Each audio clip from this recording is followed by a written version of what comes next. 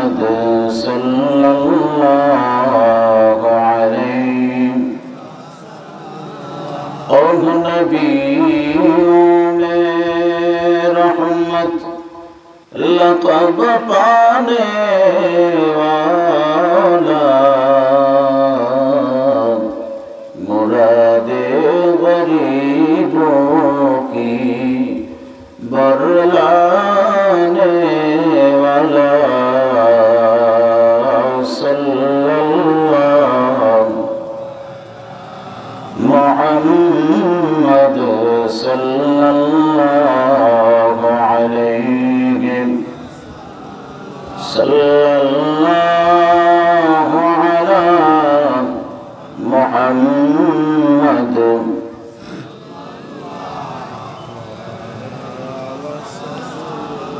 फकीरों का मलजात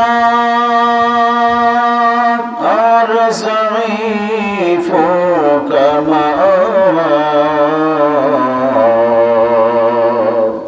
यतीमों का वाली गुलामों का मौला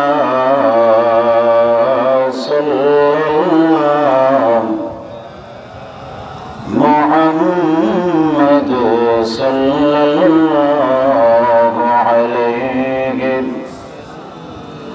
सल्लल्लाहु अला मुहम्मद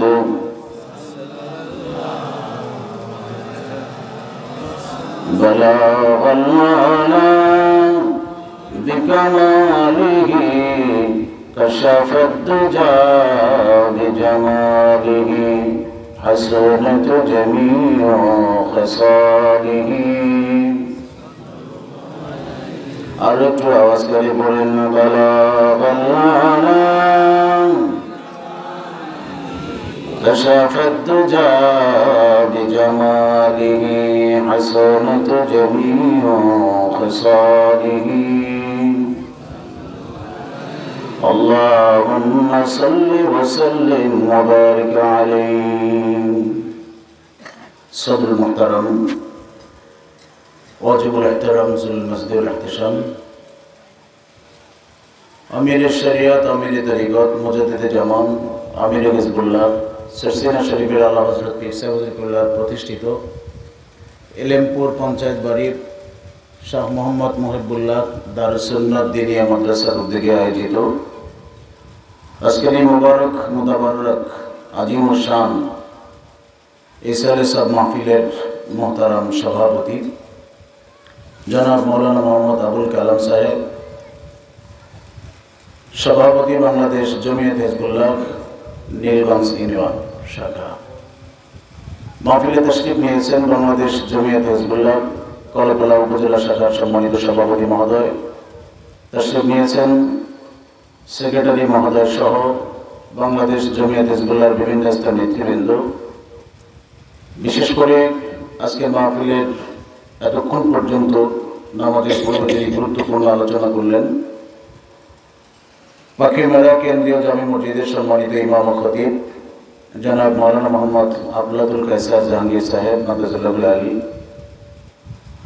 সম্মানিত ওলামায়ে কেরাম, মুরব্বিয়ানে আযম, অত্র এলাকার গণ্যমান্য ব্যক্তিবর্গ, যুবক ভাইয়েরা, আমার ছোট ছোট বন্ধুরা, বিশেষ করে আজকের এই মোবারক জলসায় আগত সর্বস্তরের দিনদার মুসলমান ভাইয়েরা, আল্লাহ সুবহানাহু ওয়া তাআলার দরবারে অসংখ্য অগণিত শুকরিয়া যে মহান রব্বুল আলামিন আপনাকে এবং আমাকে এই দুনিয়ার যাবতীয় কাজকর্ম থেকে বিরত রেখে সকল ধরনের সকল ফিতনা ফাসাদ থেকে মুক্ত হয়ে জান্নাতি পরিবেশে উলামায়ে কেরামের সংস্পর্শে আসার মতো বসার মতো সুযোগটুকু দান করে জীবনের গুণাগুলো মহান তাবারক ওয়া তাআলার দরবারে ক্ষমা চাওয়া, খালেস দিলে তওবা করা, তারই সাথে সাথে উলামায়ে কেরামের জামান থেকে কোরআন সুন্নাহর গুরুত্বপূর্ণ নসিহত শুনে তথানুযায়ী নিজের জীবনকে একটি আমলি জিন্দেগি গঠন করার যে দৃঢ় মন মানসিকতা আল্লাহ পাক রব্বুল আলামিন তৈরি করে দিলেন।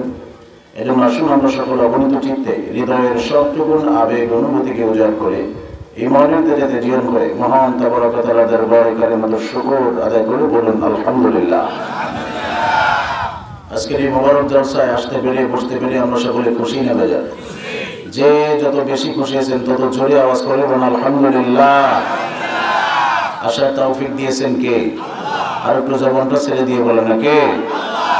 আল্লাহ যদি সুযোগ না দিতেন আপনি আমি আসতে পারতাম, বসতে পারতাম? এই মজলিসটা অত্যন্ত দামি মজলিস, অত্যন্ত মোবারকপূর্ণ মজলিস, যেখানে কোরআন সুন্নাহর আলোচনা হয়, হাদিসের পরিভাষায় সেটা জান্নাতের বাগান। সুবহানাল্লাহ বলেন। তাছাড়া এখানে এমন সব কিছু আলোচনা হবে যে রাসূল পাক সাল্লাল্লাহু আলাইহি ওয়াসাল্লাম ১৫০০ বছর আগে তার পবিত্র জবানে আতহার থেকে বলে গেছেন, এবং আল্লাহ পাক রব্বুল আলামিনের তরফ থেকে রাসূল পাক সাল্লাল্লাহু আলাইহি ওয়াসাল্লামের উপরে নাযিলকৃত পবিত্র কোরআনুল কারীম, তার থেকে কিছু আয়াতে কারিমার উপরে আলোচনা করা হবে। যেখানে এগুলো আলোচনা করা হয় এবং এই মজলিসে যারা বসতে পারে তারা ভাগ্যবান, আল্লাহর দরবারে পছন্দনীয় ব্যক্তি। বলেন আলহামদুলিল্লাহ। রাসূল পাক সাল্লাল্লাহু আলাইহি ওয়াসাল্লাম আপনারা জানেন, আল্লাহর হাবিব সাল্লাল্লাহু আলাইহি ওয়াসাল্লাম ইসলামের সূচনা লগ্নে যখন পবিত্র কোরআনুল কারীমের আয়াতে কারিমাগুলো নবীজির উপরে নাজিল হতে শুরু করলো এবং বিভিন্ন দিক নির্দেশনামূলক আল্লাহর পক্ষ থেকে যখন বিভিন্ন আয়াতে কারিমা নবীজির কাছে আসতে শুরু করলো, ইসলামের বিভিন্ন হুকুম আহকামগুলো যখন আল্লাহর পক্ষ থেকে নবীজির কাছে আসতে শুরু করলো, সেই প্রাথমিক যুগে এমন একটা অবস্থা ছিল, রাসূল পাক সাল্লাল্লাহু আলাইহি ওয়াসাল্লামের দাওয়াত পেয়ে কতিপয় সাহাবী প্রথমেই মুসলমান হয়েছিলেন। ক্রমান্বয়ে আস্তে আস্তে করে মুসলমানদের সংখ্যা বাড়তে শুরু করলো। এক পর্যায়ে শেষে দেখা গেল নবী পাক সাল্লাল্লাহু আলাইহি ওয়াসাল্লাম যখন বিদায় হজের ভাষণ দিচ্ছিলেন তখন ১৬ লক্ষ সাহাবী হয়ে গেছে। বলেন না সুবহানাল্লাহ। এত বিপুল সংখ্যক লোক ইসলামের সুশীতল ছায়ার তলে এসে নবী পাক সাল্লাল্লাহু আলাইহি ওয়াসাল্লামের পবিত্র জবানে আতাহার থেকে পবিত্র বাণীগুলো শুনতেছিলেন এবং আল্লাহর হাবিব সাল্লাল্লাহু আলাইহি ওয়াসাল্লামের আনুগত্যকে পরিপূর্ণভাবে তারা মেনে নিয়েছিলেন এবং আল্লাহর হাবিব সাল্লাল্লাহু আলাইহি ওয়াসাল্লামকে স্বচক্ষে ঈমানের চোখ দিয়ে তারা দেখেছিলেন। ফলে আল্লাহর দরবারে তারা মর্যাদাময় ব্যক্তি হয়েছে। বলেন না সুবহানাল্লাহ। আল্লাহর হাবিব সাল্লাল্লাহু আলাইহি ওয়াসাল্লাম যখন দ্বীনি তালিম দিতেন, নসিহত করতেন, তখন সাহাবায়ে কেরাম নবীজির দিকে চাতক পাখির মতো তাকিয়ে থাকতেন, যে কারণে আল্লাহ খুশি হতেন। আল্লাহর পক্ষ থেকে তাদের জন্য বিভিন্ন সুসংবাদ আসতে শুরু করল। আল্লাহ বললেন রাদিয়াল্লাহু আনহুম ওয়া রাদু আন। নবী, যারা আপনার সাথী হয়ে গেছে, বিপদে আপদে সবসময় আপনাকে ঘিরে রেখেছে, আপনার জবান থেকে যারা কথাগুলো শুনতেছে, আপনাকে যারা ঈমানের চোখ দিয়ে দেখেছে, তাদের কলিজায় যারা ধারণ করেছে, ওই সমস্ত ব্যক্তিদের উপর আমি আল্লাহ খুশি হয়ে গেছি। বলেন না সুবহানাল্লাহ। আর একটু জোরে বলেন না সুবহানাল্লাহ। নবীজি বললেন আল্লাহ যেহেতু খুশি, আমিও তাদের উপরে খুশি। আমার এই সাহাবীদের মর্যাদা কিরকম? আল্লাহর হাবিব বলেন আসহাবী কান্নুজুম, আমার সমস্ত সাহাবীরা ওই আকাশের নক্ষত্র সমতুল্য। আর একটু জোরে বলেন না। এত দাম, এত ফজিলত তারা অর্জন করেছেন শুধুমাত্র ধৈর্যের সাথে আল্লাহর হাবিবের আনুগত্যকে তারা মেনে নিয়েছিলেন। আজকে দ্বীনি মজলিসের দাম অনেকে দিতে চায় না। মজলিসে আসলেও অনেকে অমনোযোগী থাকে, ঘোরাফেরা করে, এর ভিতরে কোনো ফায়দা নেই, বরঞ্চ এখানে বসার ভিতরে লাভ আছে না নাই? এর জোরে করে না আছে না নাই? কিরকম লাভ আমি বলি। সূরা জুমার শেষের অংশে আল্লাহ পাক রব্বুল আলামিন বলেন, ওয়া ইযা রাআউ তিজারাতান আও লাহওয়ান ফাদ্দু ইলাইহা ওয়া তারাকুকা কাইমা কুল মা ইনদাল্লাহি খায়রুম মিনাল লাহওয়ি ওয়া মিনাত তিজারা। এই যে আয়াতে কারিমাটুকু তেলাওয়াত করলাম, এটা কেন নাজিল হয়েছিল? আমরা জুমার নামাজ পড়ি, জুমার নামাজ আমাদের উপরে ফরজ। কি কথা বলেন, ঠিক না? ঠিক। ইযা নুদিয়া লিস-সালাতি মিন ইয়াউমিল জুমআতি ফাসআউ ইলা যিকরিল্লাহি ওয়া যারুল বাই'। যে যে অবস্থায় থাকো না কেন, বেচাকিনা থেকে শুরু করে সাংসারিক সকল কাজকর্ম তোমার জন্য হারাম হয়ে গেল। যখন তোমাকে জুমার দিকে ডাক দিবে, তখন তুমি জুমার নামাজের দিকে দৌড় দিবে। জোরে বলুন না সুবহানাল্লাহ। নির্দেশ কার? আর একটু জোরে বলেন না, নির্দেশ কার?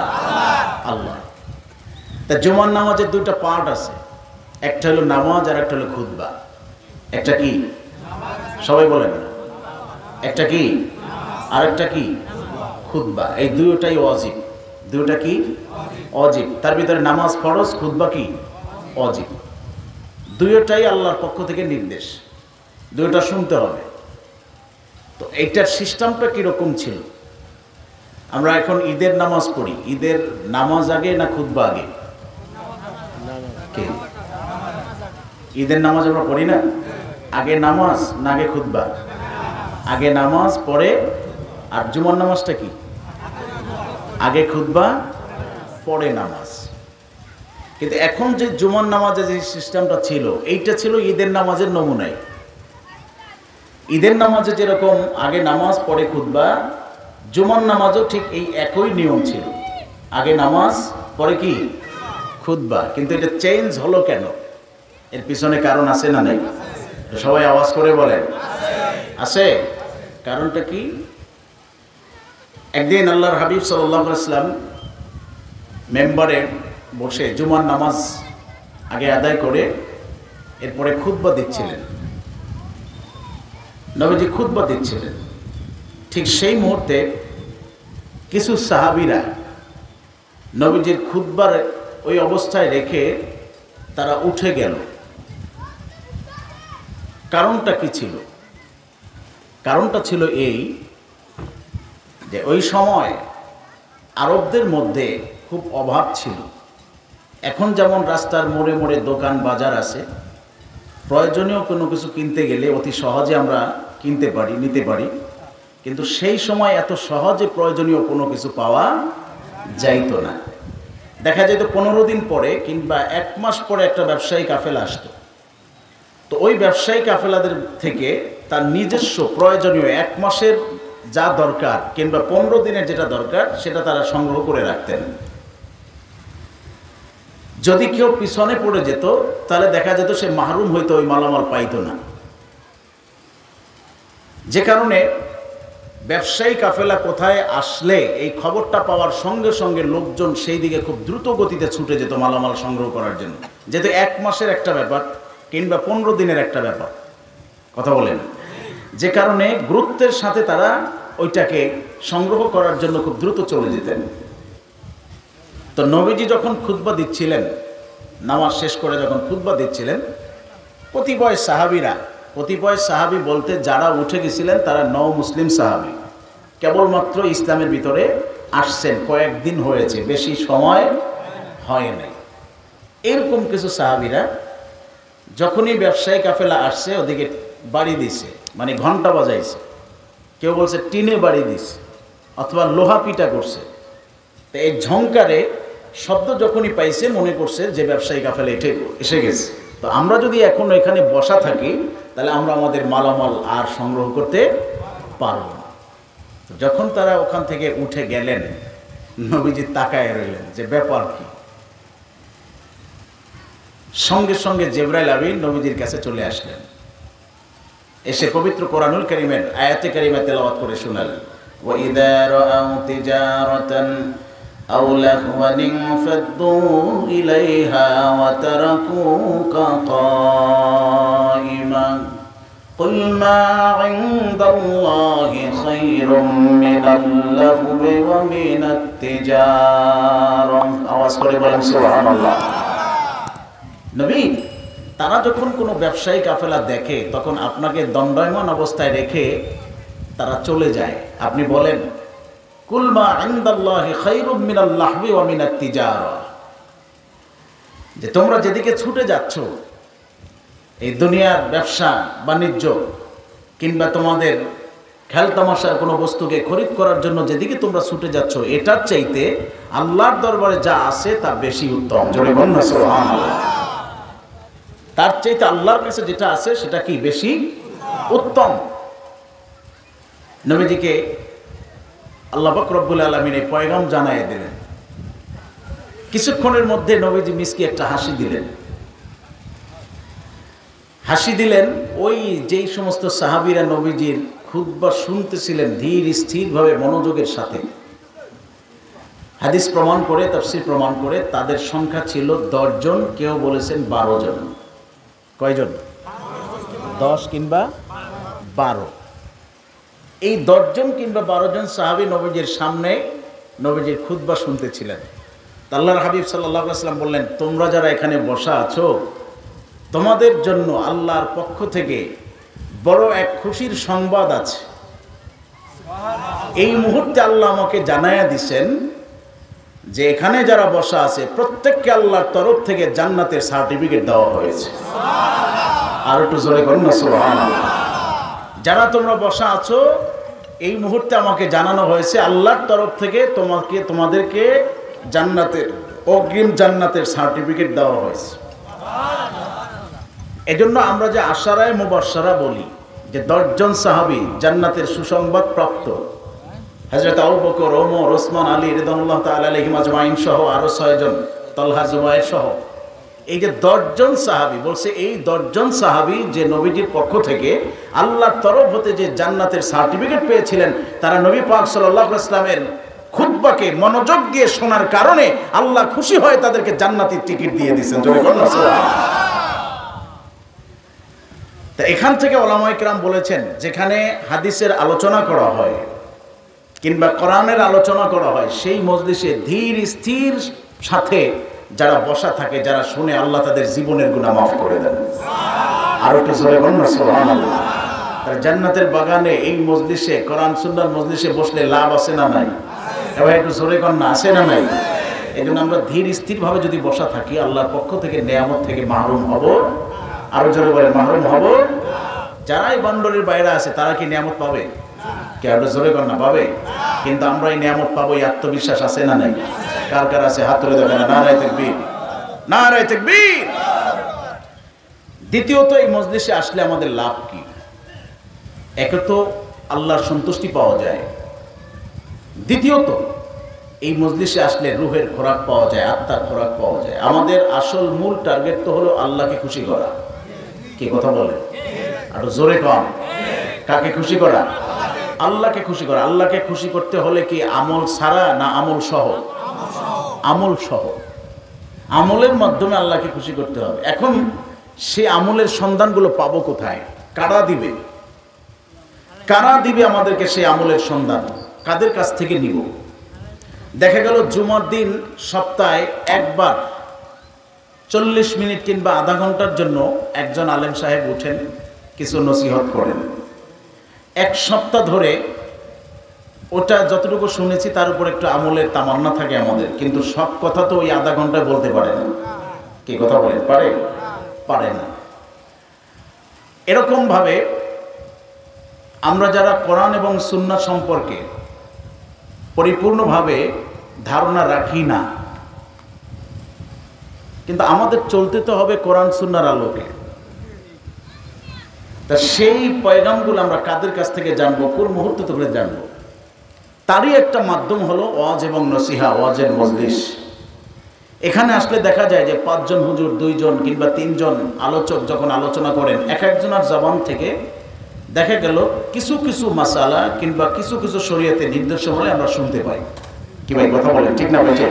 তা ওটার জন্য আমার আমল করাটা সহজ হয়ে যায়। তো সাহাবায়ে কেরাম রাদিয়াল্লাহু তাআলা আলাইহিম আজমাইন তারা রাসূল পাক সাল্লাল্লাহু আলাইহি ওয়াসাল্লামের আনুগত্য তো মানছেনই, পাশাপাশি এভাবে নিরিবিলি কিছু সময় নবীজির মজলিসে যায় বসতেন। বিশেষ করে আল্লাহর হাবিব সাল্লাল্লাহু আলাইহি ওয়াসাল্লাম খাস তালিম দিতেন মসজিদে নববীতে। কোন জায়গায়? সবাই বলেন কোন জায়গায়? মসজিদে নববীতে আল্লাহর হাবিব খাস তালিম দিতেন। আসহাবে সুফফা যারা অন্তর্ভুক্ত ছিলেন তারা সেই মজলিসে বসা থাকতেন, এবং দূর দূর থেকে কিছু সাহাবীরা সেই দামি মজলিসে এসে তারা বসতেন, ফায়দা নিতেন। আবার কিছু সাহাবী ছিলেন অনেক দূরে, গ্রাম্য, সবসময় নবীজির মজলিসে আসতেও পারেন না, বসতেও পারেন না, সেই সৌভাগ্য তাদের হয় নাই। তারা দেখা যায় তো 15 দিন পরে, 1 মাস পরে, 10 দিন পরে একদিন নবীজির মজলিসে এসে বসতেন। দূর থেকে আসতেন, যেহেতু তাদেরও একটা সংসার ছিল, পরিবার ছিল, কাজ করে খেতেন। সব দিক মিলাইয়া সবসময় তাদের পক্ষে আসা সম্ভব ছিল না। 50 কিলোমিটার, 20 কিলোমিটার, 30 কিলোমিটার পথ পাড়ি দিয়ে দৈনিক আসা তাদের পক্ষে সম্ভব ছিল না। ওই রকম দেখা যাইতো যে 15 দিন, 20 দিন, 1 মাস পরে একদিন নবীজির কাছে আসতেন। ওই সময়টায় বসে নবীজির কাছ থেকে কিছু আমলের দীক্ষা নিতেন, যে হুজুর, ইয়া রাসূলুল্লাহ, হাবিবাল্লাহ, আমি আমার জীবনটাকে কোন পথে পরিচালিত করব, আমাকে কিছু আমলের সন্ধান দেন। আপনি যা বলবেন আমি ওর উপরে আমল করব। তো নবীজি তাকে সেইভাবে কিছু নসিহত করতেন, ওইটাকে তারা বুকে ধারণ করতেন। সুবহানাল্লাহ বলেন। তো এভাবে একদিন এক গ্রাম্য সাহাবী অনেক দূর থেকে এসেছেন, নবীজির কাছে এসে বললেন, হুজুর আমি তো অনেক দূর থেকে এসেছি, আমাকে কিছু আমলের সন্ধান দিন। তবে আমি আমার ব্যক্তিগত তরফ থেকে আমার মনের যে চাহিদা এগুলো আমি আপনার কাছে উপস্থাপন করলে আপনি সেই ব্যাপারে আমাকে একটু নসিহত করবেন। আল্লাহ নবী বললেন, বলো তুমি কি চাও, কোন ব্যাপারে তুমি আমার কাছে জানতে চাও? হাদিস শরীফ প্রমাণ করে সাহাবী বললেন, ইয়া রাসূলুল্লাহ ইয়া হাবিবাল্লাহ, উরিদু আন আকুনা আকরামান নাস। নবী গো, আমি চাই এই পৃথিবীর বুকে যত মানুষ আছে এই মানুষেরা আমাকে সম্মান করবে, আমাকে শ্রদ্ধা করবে, আমাকে ভালোবাসবে। আমি চাই যে মানুষ আমাকে ভালোবাসুক। অতএব কোন আমল করলে মানুষ আমাকে ভালোবাসবে এইরকম একটা আমলের সন্ধান আপনি আমাকে দেন। আল্লাহর হাবিব বললেন, লা তাশকু মিন আমরিকা শাইআন ইলাল খালক। তুমি যেহেতু আমার কাছে জানতে চেয়েছো মানুষ তোমাকে সম্মান করবে, মানুষ তোমাকে শ্রদ্ধার নজরে দেখবে, তো তুমি এই আমলটা করবে। সেটা হচ্ছে তোমার যত প্রয়োজনীয় যা কিছু আছে পৃথিবীর কোনো মানুষের কাছে বলবে না, যা দরকার আল্লাহর কাছে চাবে। আর একটু জোরে কর না সুবহানাল্লাহ। কার কাছে চাবে? আর একটু জোরে কর না, কার কাছে? তুমি যদি তোমার প্রয়োজনীয় সব কিছু আল্লাহর কাছে চাইতে পারো, মানে তুমি যদি নিজেকে আল্লাহর দরবারে সুপর্দ করতে পারো, আল্লাহর উপরে যদি তাওয়াক্কুল করতে পারো, পরিপূর্ণভাবে ভরসা যদি করতে পারো, তোমার ব্যক্তিগত জীবনে, পারিবারিক জীবনে, সামাজিক জীবনে, অর্থনৈতিক জীবনে যা কিছু দরকার চাবে কার কাছে? তুমি যদি এভাবে পরিপূর্ণভাবে আল্লাহর দরবারে চাইতে পারো, নবীজি বলেন, তাহলে আমি বললাম পৃথিবীর সব মানুষ তোমাকে সম্মান করবে। আরো জোরে কর না সুবহানাল্লাহ। কিন্তু আজকে বর্তমান সময় আমাদের অবস্থা হলো এই, আমাদের যা কিছু দরকার আল্লাহর কাছে আমরা চাইতে জানি না। কথা বলেন ঠিক না ভাই? ঠিক। আমরা তার কাছে প্রাণ ভরে বলিও না, বলতেও চাই না, লজ্জা বোধ হয়। আল্লাহর কাছে চাইতে কোনো লজ্জা নাই। এই পৃথিবীর বুকে যা চাওয়া দরকার একমাত্র আল্লাহর কাছে চাইলে তিনি পূর্ণ করতে পারবেন। যত ক্ষমতাদান ব্যক্তি বলেন, দাপটওয়ালা ব্যক্তি বলেন, অর্থ সম্পদের মালিক বলেন, কেউ আপনার আমার চাহিদা পূর্ণ করতে পারবে না। আপনার আমার চাহিদা যথেষ্ট পরিমাণে যিনি পূর্ণ করবেন তিনি আপনার আমার মালিক মহান আল্লাহ। আরো জোরে বলেন না সুবহানাল্লাহ। তিনি কে? আরো জোরে বলেন না, তিনি কে? আল্লাহর কাছে চাইতে হবে। কি চাইতে পারি? দুনিয়া এবং আখিরাতের জন্য। নবীজি আমার শিখাইয়া দিলেন। আল্লাহর হাবিব প্রায় নামাজের ভিতরে তেলাওয়াত করতেন, নামাজের বাহিরে তেলাওয়াত করতেন, রব্বানা আতিনা ফিদ দুনিয়া হাসানা ওয়া ফিল আখিরাতি হাসানা ওয়া কিনা আযাবান নার। আল্লাহ, এই দুনিয়ার যত কল্যাণ আছে তুমি আমাকে দান করো, আখিরাতের কল্যাণগুলো তুমি আমাকে দান করো, আর জাহান্নামের শাস্তি থেকে আমাকে বাঁচায়া দাও। কোন মুমিন ব্যক্তি যদি নামাজের পরে এই প্রার্থনা রবের দরবারে করে, আল্লাহ পাক রব্বুল আলামিন তার তামাম জীবনের গুনাহ মাফ করে দিবে। আর জোরে আওয়াজ করে বলুন না সুবহানাল্লাহ। এ বাবাজিরা, আমার এই জন্য আল্লাহর দরবারে চাইতে হবে দুনিয়ার কল্যাণ, আখিরাতের কল্যাণ। আল্লাহর কাছে বলতে হবে, আল্লাহ গো, ওই সম্পদ আমার দরকার নাই যে সম্পদ আমার জন্য কাল কিয়ামতের ময়দানে জাহান্নামের কারণ হয়ে যাবে। ওই ছেলে সন্তানের আমার প্রয়োজন নাই যে সেই সন্তানগুলো কাল কিয়ামতের ময়দানে তোমার দরবারে আমাকে আসামি বানাবে। দুনিয়াতে এমন সম্পদ আমাকে দান করো, এমন ছেলে সন্তান, এমন কন্যা সন্তান আমাকে দান করো, কাল কিয়ামতের ময়দানে যেই সন্তান, যেই মাল সামান, যেই অর্থ সম্পদ আমার নাজাতের ওসিলা হবে। আর জোরে করেন না সুবহানাল্লাহ। এই ধরনের প্রার্থনা আল্লাহর দরবারে যদি কোনো বান্দা করতে থাকে, আল্লাহ পাক রব্বুল আলামিন তাকে দুনিয়ারও কল্যাণ দান করেন, আখিরাতেরও কল্যাণ দান করেন। সুবহানাল্লাহ বলেন। ফলে সে জাহান্নামের আগুন থেকে অটোমেটিক বেঁচে যায়, আল্লাহ তাকে বাঁচায় দেন। এই জন্য আল্লাহর দরবারে চাইতে হবে। আল্লাহ বলেছেন, উদউনি আস্তাজিব লাকুম, আমার দরবারে বলো, চাও, আমি আল্লাহ পাক রব্বুল আলামিন তোমার সমস্ত চাহিদা পূর্ণ করে দিব। আর তো জোরে করুন না সুবহানাল্লাহ। চাওয়ার কিছু কিছু মুহূর্ত আছে, কিছু কিছু সময় আছে। বিশেষ করে মুমিন বান্দা কোন সময় বেশি পরিমাণে রবের দরবারে চাইতে পারে, সেই সময়টা হলো তাহাজ্জুদের সময়। সুবহানাল্লাহ বলেন। কোন সময়? এর জোরে কর না, কোন সময়? হাদিস প্রমাণ করে আল্লাহ পাক রব্বুল আলামিন প্রত্যেক রজনীতে, প্রত্যেক রজনীর শেষ অংশের দিকে আল্লাহ পাক রব্বুল আলামিন দুনিয়ার আসমানে চলে আসেন আর বান্দাকে ডাকতে থাকেন, বান্দারে বল তোর কি দরকার, কি চাই, আমার কাছে শুধু বলবি আর আমি আল্লাহ পাক রব্বুল আলামিন তোর সমস্ত চাহিদা পূর্ণ করে দিব। আর জোরে কর না সুবহানাল্লাহ। দেওয়ার মালিক কে? আরো জোরে আওয়াজ করে বল না ভাই, দেওয়ার মালিককে। দিতে পারে কি পারে না? এই পৃথিবীর সব মানুষ তার ওয়াদার বরখেলাপ করতে পারে, কিন্তু আল্লাহ বলছেন ইন্নাল্লাহা লা ইউখলিফুল মিআদ। আল্লাহ পাক রব্বুল আলামিনের ওয়াদার বরখেলাপ হয়। ওয়াদা খেলাপ করে কে? যার ভান্ডে মালের অভাব আছে। কথা বলেন, যার অভাব আছে সে ওয়াদা ভঙ্গ করে, কারণ ওই নির্দিষ্ট তারিখে সে দিতে পারে না, কারণ তার কাছে চাহিদা মতো নাই। সে কারণে আজকের পরিবর্তে আগামীকাল, তার পরিবর্তে পরশু দিন, তার পরিবর্তে আরো 15 দিন। কথা বলেন ঠিক না বেটে? কিন্তু আল্লাহ পাক রব্বুল আলামিনের কাছে কোনো কিছু কি অভাব আছে? আর জোরে বলেন, অভাব আছে? যার কাছে কোনো কিছুর অভাব নাই সে তৎক্ষণিক মুহূর্তে, এক মুহূর্তের ভিতরে তিনি দিতে পারে কি পারে না? আরো জোরে বলেন না, পারে কি পারে না? এই জন্য রবের দরবারে চাই আনছেন। আজকে দেখেন এই পৃথিবীর বুকে যত নেককার বাদশা বলেন, যারা বলেন যাদের অর্থ সম্পদ আছে, এটা আল্লাহর পক্ষ থেকে বড় এক নিয়ামত। আল্লাহ বলেন যালিকা ফাদলুল্লাহি ইউতিহি মান ইয়াশা। ধন সম্পদ আল্লাহর পক্ষ থেকে একটা নিয়ামত। আল্লাহ সবাইকে দেয় না, যাকে ইচ্ছা তাকে দেন। কাউকে দিয়া পরীক্ষা করেন আর কাউকে না দিয়া পরীক্ষা করে। কি ভাই কথা বলেন ঠিক না ভাই? ঠিক। কাউকে পরীক্ষা করে সম্পদ দিয়া, আর কাউকে পরীক্ষা করে সম্পদ না দিয়া। এটা সম্পূর্ণ আল্লাহর ইচ্ছা, কাকে কোন ভাবে করবেন সেটা সেই জানে। কথা বলেন ঠিক না ভাই? ঠিক। আমাদের উদ্দেশ্য হলো আনুগত্যকে মেনে নেওয়া। কি বলেন? তার গোলামিকে মেনে নেওয়া, এটাই বান্দার কাজ। বাকিটা কি করবেন না করবেন সেটা আল্লাহ। কথা বলেন ঠিক না ভাই? ঠিক। সেটা কার? এরা জোরে বলেন না, সেটা কার? সেটা আল্লাহর। এই পৃথিবীতে যাদেরকে আল্লাহ যা কিছু দিয়েছেন, তারা চেয়ে এনেছেন, রবের দরবারে চাইছেন আর পাইছেন। আপনারা জানেন এ বাবাজিরা, আমার বাদশাহ হারুনুর রশিদের নাম আপনারা শুনেছেন। বাদশাহ হারুনুর রশিদ একজন নেককার বাদশাহ, বুজুর্গ বাদশাহ, আল্লাহওয়ালা বাদশাহ, যার জীবনে নামাজ কাজা হয় নাই। সুবহানাল্লাহ বলেন না? আর একটু জোরে কর না সুবহানাল্লাহ। এরকম বাদশাহ হারুনুর রশিদ, তার একটা ভালো গুণ ছিল এই, রাত্রিবেলা কিংবা দিনের বেলা মাঝে মধ্যে ছদ্মবেশে তিনি বের হতেন রাজ্যের মানুষের দেখাশোনার জন্য, তার প্রজাদের দেখাশোনার জন্য। ঘুরতে ঘুরতে একবার চলে গেলেন দিনের বেলায়, নিজেকে ঘোমটার মাধ্যমে আবৃত করে একেবারে গ্রামগঞ্জে চলে গেলেন। কৃষকরা যেখানে কাজ করে সেইখানে একেবারে বিলে গ্রামে চলে গেলেন। দেখলেন এক বেচারা হাল চাষ করতেছে, শরীরের অবস্থা বেশি ভালো না, কঙ্কাল দেহ, গায়ে যে পোশাকটা আছে পোশাকটাও বেশি ভালো নয়, ছিঁড়া ময়লাযুক্ত।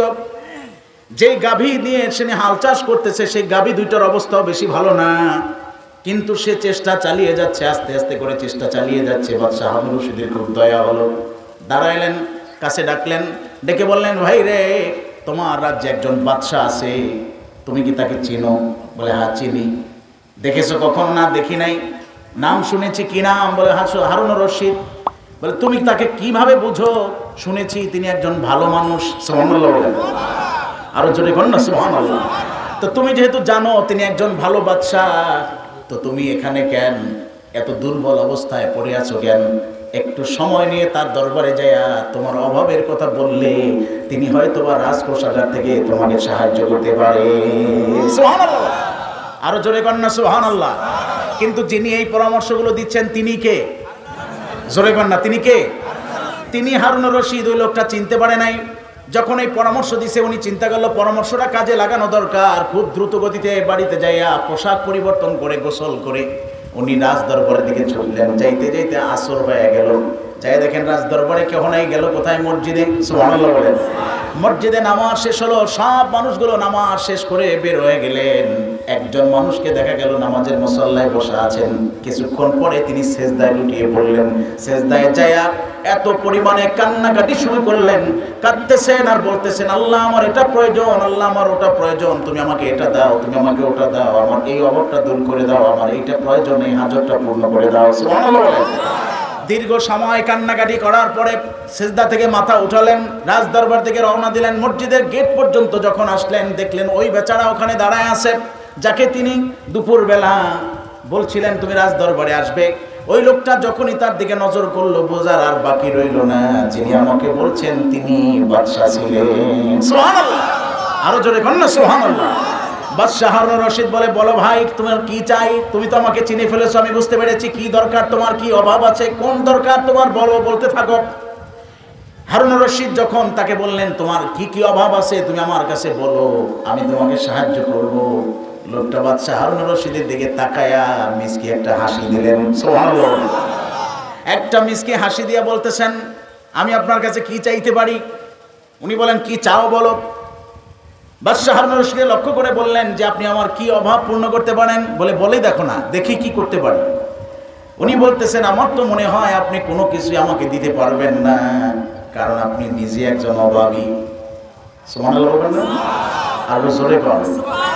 কারণ আপনি নিজে একজন অভাবী। আমি দীর্ঘ সময় ধরে আপনার অবস্থান আমি দেখলাম, আপনি সেজদায় পড়ে পড়ে একজনের কাছে শুধু চেয়ে যাচ্ছেন, চাচ্ছেন। অতএব যার অভাব এত বেশি, সে আর একজন অভাবীর অভাব কিভাবে পূর্ণ করবে, এটা আমার বুঝে আসে না। আরো জোরে করেন না সুবহানাল্লাহ। যার অভাব এত বেশি, সে অন্য একজন অভাবী লোকের অভাব কিভাবে পূর্ণ করবে, এটা করতে পারে না, এটা আমার বিশ্বাস। তবে আপনার রাজ দরবারে এসে আমি ঠগি নাই, এখানে এসে আমার কোনো লাভ যে হয় না এমনটা না, অবশ্য আমি অনেক লাভ হয়েছে। লাভটা হলো এই, এতদিন জানতাম না একজনের কাছে চাইলে পাওয়া যায়। আজকে এখানে এসে ঠিকানা জেনে নিলাম তিনি কে। অতএব এখন থেকে আর আপনার কাছে নয়, যা চাওয়ার আমি তার কাছ থেকে চাইয়া নিব। আর একটু জোরে কোন আল্লাহু আকবার। এখন থেকে আর আপনার কাছে নয়, একজনের কাছে চাবো, তিনি কে? আরো জোরে বলেন না, তিনি কে? অতএব আপনার আমার চাইতে হবে কার কাছে? আর একটু জোরে কর না, কার কাছে? এজন্য বাবা জিরা আমার, তিনি অভাব পূর্ণকারী, মানুষের অভাব তিনি পূর্ণ করে দিতে পারেন। সেজন্য আল্লাহর হাবিব তালিম দিলেন, তুমি একজনের কাছে চাও, পৃথিবীর কোনো মানুষের কাছে চাওয়ার কোনো দরকার নাই। তোমার যা কিছু দরকার তুমি আল্লাহর কাছে প্রাণ খুলে বলবে। তুমি যখনই আল্লাহর উপরে পরিপূর্ণভাবে তাওয়াক্কুল করতে পারবে, এই পৃথিবীর যত মানুষ আছে সব মানুষগুলো তোমাকে সম্মান করা শুরু করে দিবে। আর জোরে করেন না সুবহানাল্লাহ। নাম্বার 2 সাহাবী বললেন, ইয়া রাসূলুল্লাহ, হাবিবাল্লাহ, উরিদু আইয়ুসা আলা রিজকি, আমি চাই আমার রিজিককে আল্লাহ পাক রব্বুল আলামিন যেন বাড়ায়া দেন। সুবহানাল্লাহ বলেন। আরো জোরে করেন না সুবহানাল্লাহ। আমি চাই আল্লাহ যেন আমার রিজিক বাড়ায়া দেন। আল্লাহ কিভাবে আমার রিজিকটা বাড়ায়া দিবেন, কোন আমল করলে আল্লাহ আমার উপরে খুশি হয়ে আমার রিজিকে বরকত দান করবেন, আপনি সেই আমলের সন্ধানটা আমাকে দান করেন। আল্লাহর হাবিব বলেন, আদিম আলাত তাহারা ইউসা আলাইকা রিজকুক, তুমি সব সময় পবিত্রতাকে গ্রহণ করো, পবিত্র অবস্থায় থাকো। তুমি যদি পবিত্রতাকে গ্রহণ করে নিতে পারো, আমার আল্লাহ পাক রব্বুল আলামিন তোমার রিজিককে বৃদ্ধি করে দিবে। আর জোরে করেন না সুবহানাল্লাহ। সব সময় তুমি পবিত্রতার হালে থাকবে। সুবহানাল্লাহ বলেন। কিসের হালে? একটু জোরে করেন না, কিসের হালে? তুমি সব সময় পবিত্রতাকে গ্রহণ করে নিবে, কারণ ইন্নাল্লাহা ইউহিব্বুত তাওয়াবিনা ওয়া ইউহিব্বুল মুতাতাহহিরিন। আল্লাহ পাক রব্বুল আলামিন একদিকে তওবাকারীকে ভালোবাসেন, অপরদিকে যারা পবিত্রতার সাথে চলে সব সময় সেই সমস্ত ব্যক্তিদেরকেও ভালোবাসেন কে? আরো জোরে আওয়াজ করে বলেন না কে? এজন্য যখন আপনার আমার শরীর নাপাক হয়ে যাবে, যদি গোসলের প্রয়োজন হয় গোসল করতে হবে। কথা বলেন ঠিক না ঠিক? হাদসে আসগার কিংবা আকবার সারার পরে নিজেকে পবিত্র করতে হবে। কথা বলেন। দ্বিতীয় নম্বর হলো আত্মার পবিত্রতা, দেহের পবিত্রতা, উভয়টা গ্রহণ করতে হবে। পোশাকের পবিত্রতা গ্রহণ করতে হবে। পোশাক যদি নাপাক থাকে, ওই নাপাক পোশাকটা সবসময় পরিধান করা যাবে। পোশাকটাকে পবিত্র করে একটা পবিত্র পোশাক পরিধান করতে হবে। হোক সেটা সিরা ফাড়া, হোক সেটা তালিযুক্ত, কিংবা হোক সেটা ময়লাযুক্ত, কিন্তু সেটাকে পবিত্র করতে হবে। কথা বলেন ঠিক না ঠিক? আরো জোরে কর না, ঠিক না ঠিক? অপবিত্র পোশাক যত সুন্দর হোক না কেন, সেই পোশাক গায়ে থাকলে এতে আল্লাহর রহমতের ফেরেশতারা কাছে আসে না, কারণ অপবিত্র জিনিস থেকে দুর্গন্ধ বের হয়, আর যেখানে দুর্গন্ধ আসে সেখানে রহমতের ফেরেশতারা কখনোই আসে। আরো জোরে বলেন, আসে। পবিত্র স্থান থেকে সুঘ্রাণ বের হয়। সুবহানাল্লাহ বলেন। পবিত্র স্থান থেকে, পবিত্র কারি থেকে সুঘ্রাণ বের হয়, আর যেখানে সুঘ্রাণ থাকে সেখানে রহমতের ফেরেশতারা ভিড় করে। সুবহানাল্লাহ বলবেন না? আর জোরে বলেন না সুবহানাল্লাহ। এই জন্য পোশাক যখন অপবিত্র হয়ে যাবে, সঙ্গে সঙ্গে পোশাকটা চেঞ্জ করে একটা পবিত্র পোশাক পরিধান করতে হবে। কথা বুঝেন নাই? একটা পোশাক, পবিত্র পোশাক পরিধান করতে হবে। ওই নাপাক পোশাকটা দেখে রাখা যাবে না, ধুয়ে আবার শুকা দিয়ে ওটাকে পবিত্র অবস্থায় রেখে দিতে হবে। এই বাবা জিরা আমার, এই প্রত্যেকটা জিনিসের পবিত্রতার দুইটা দিক থাকে, একটা বাহ্যিক পবিত্রতা আর একটা অভ্যন্তরিক পবিত্রতা। এই দুইটা পবিত্রতা যখন হাসিল হয়, তখনই সেই জিনিসটা কামালিয়াতের দরজায় পৌঁছে যায়। সুবহানাল্লাহ। যেমন এই পোশাক আমি দেখলাম উপর থেকে পবিত্র, খুব সুন্দরভাবে সাবান সোটা দিয়ে আমি ধৌত করেছি, ইস্ত্রি করেছি, ইস্তারি করায়া ভাঁজ দিয়ে আমি গায়ে দিয়েছি, কিন্তু এই পোশাকটা যদি আমার হালাল টাকার না হয়ে হারাম টাকার হয়, বলেন তো দেখি এই পোশাকটা পাক না না পাক? আরো জোরে কন, পাক না না পাক? এই জন্য নবীজি বলছেন, কোন ব্যক্তি যদি 100 টাকা 1000 টাকা দিয়ে একটা পোশাক খরিদ করে, ওই 1000 টাকার ভিতরে 999টা টাকা তার হালাল, 1টা টাকা তার হারাম, বলছে সঙ্গে সঙ্গে ওই পোশাকটা হারামের পর্যায়ে পৌঁছে যাবে। ওই পোশাকটা যতবার ধৌত করুক না কেন, একটা বারের মতো সে পবিত্রতা হাসিল করবে না, কারণ সে আসলি না পাক, গোড়াই না পাক। এজন্য বাবা যারা আমার পোশাক পবিত্রতা মানি, ওই পোশাকটা হালাল অর্থ দিয়ে কিনতে হবে। আবার যদি পোশাকে নাপাকি লাগে, পোশাকটাকে ধুয়ে পবিত্রতা করতে হবে। কথা বলেন ঠিক না ঠিক? এইরকম একটা পোশাক পরিধান করলে সেই পোশাক থেকে একটা সুঘ্রাণ বের হবে, সুবহানাল্লাহ বলবেন না? সেই সুঘ্রাণটা হয়তো আপনার আমার নাকে না আসে, কিন্তু আল্লাহর নূরানি ফেরেশতাদের নাকে চলে যায়। জোরে কর না সুবহানাল্লাহ। এইরকম দেহের পবিত্রতা আছে না নাই? আরো জোরে কর না, আছে না নাই? দেহের পবিত্র মানে কলবটাকে সংশোধন করা, যাবতীয় রাজায়েল থেকে দূর করে ফাজাইলের মাধ্যমে ভরপুর করা, হিংসা, দিমাগ, বিদ্বেষ, যত ধরনের কেবের, অহংকার আছে, হাসাদ আছে, এই সবগুলোকে ঝেড়ে মুছে পবিত্র করা। এই জন্য আল্লাহ বলছেন, কদ আফলাহা মান যাক্কাহা, যে পবিত্রতা অর্জন করলো, যে সেই সফলকাম হয়ে গেল, যে তাজকিয়া নফস আত্মশুদ্ধি অর্জন করলো, সে সফলতার দ্বার পর্দায় পৌঁছে গেল। এই জন্য কলবটাকে পরিষ্কার করতে হবে, যত ধরনের খারাপই আছে এগুলো কলব থেকে ঝেড়ে মুছে একেবারে সুন্দর, নিষ্কলুষ, নির্ভেজাল একটা আত্মা তৈরি করতে হবে। কথা বলেন ঠিক না ঠিক? নাম্বার 2, দেহটাকে পবিত্র করতে হবে। দেহটাকে পবিত্র হবে হালাল উপার্জনের মাধ্যমে, হালাল খাবারের মাধ্যমে। কিসের মাধ্যমে? জোরে কর না, কিসের মাধ্যমে? হালাল খাবারের মাধ্যমে দেহটাকে পবিত্র করতে হবে, কারণ হারাম খাবার খাইলে ওই দেহটা পবিত্র থাকে না। আপনার আমার দেহের ভিতরে রক্ত আছে, গোশত আছে, হাড্ডি আছে। কথা বলেন, আছে না নাই? আরো জোরে কর না, আছে না নাই? আপনি আমি যখন খাবার গ্রহণ করি, খাবার গ্রহণ করার ফলে আপনি ফলমূল খাই, শাকসবজি খাই, ভাত খাই, রুটি খাই, গোশত খাই, যা কিছু খাই না কেন, খাওয়ার পরে শরীরের ভিতরে রক্ত আসে, গোশতগুলো বৃদ্ধি পেতে শুরু করে, গোশতের কোষগুলো আস্তে আস্তে বড় হয়, হাড্ডিগুলো মোটা তাজা হয়, হাড্ডির ভিতরে মগজগুলো বৃদ্ধি পায়।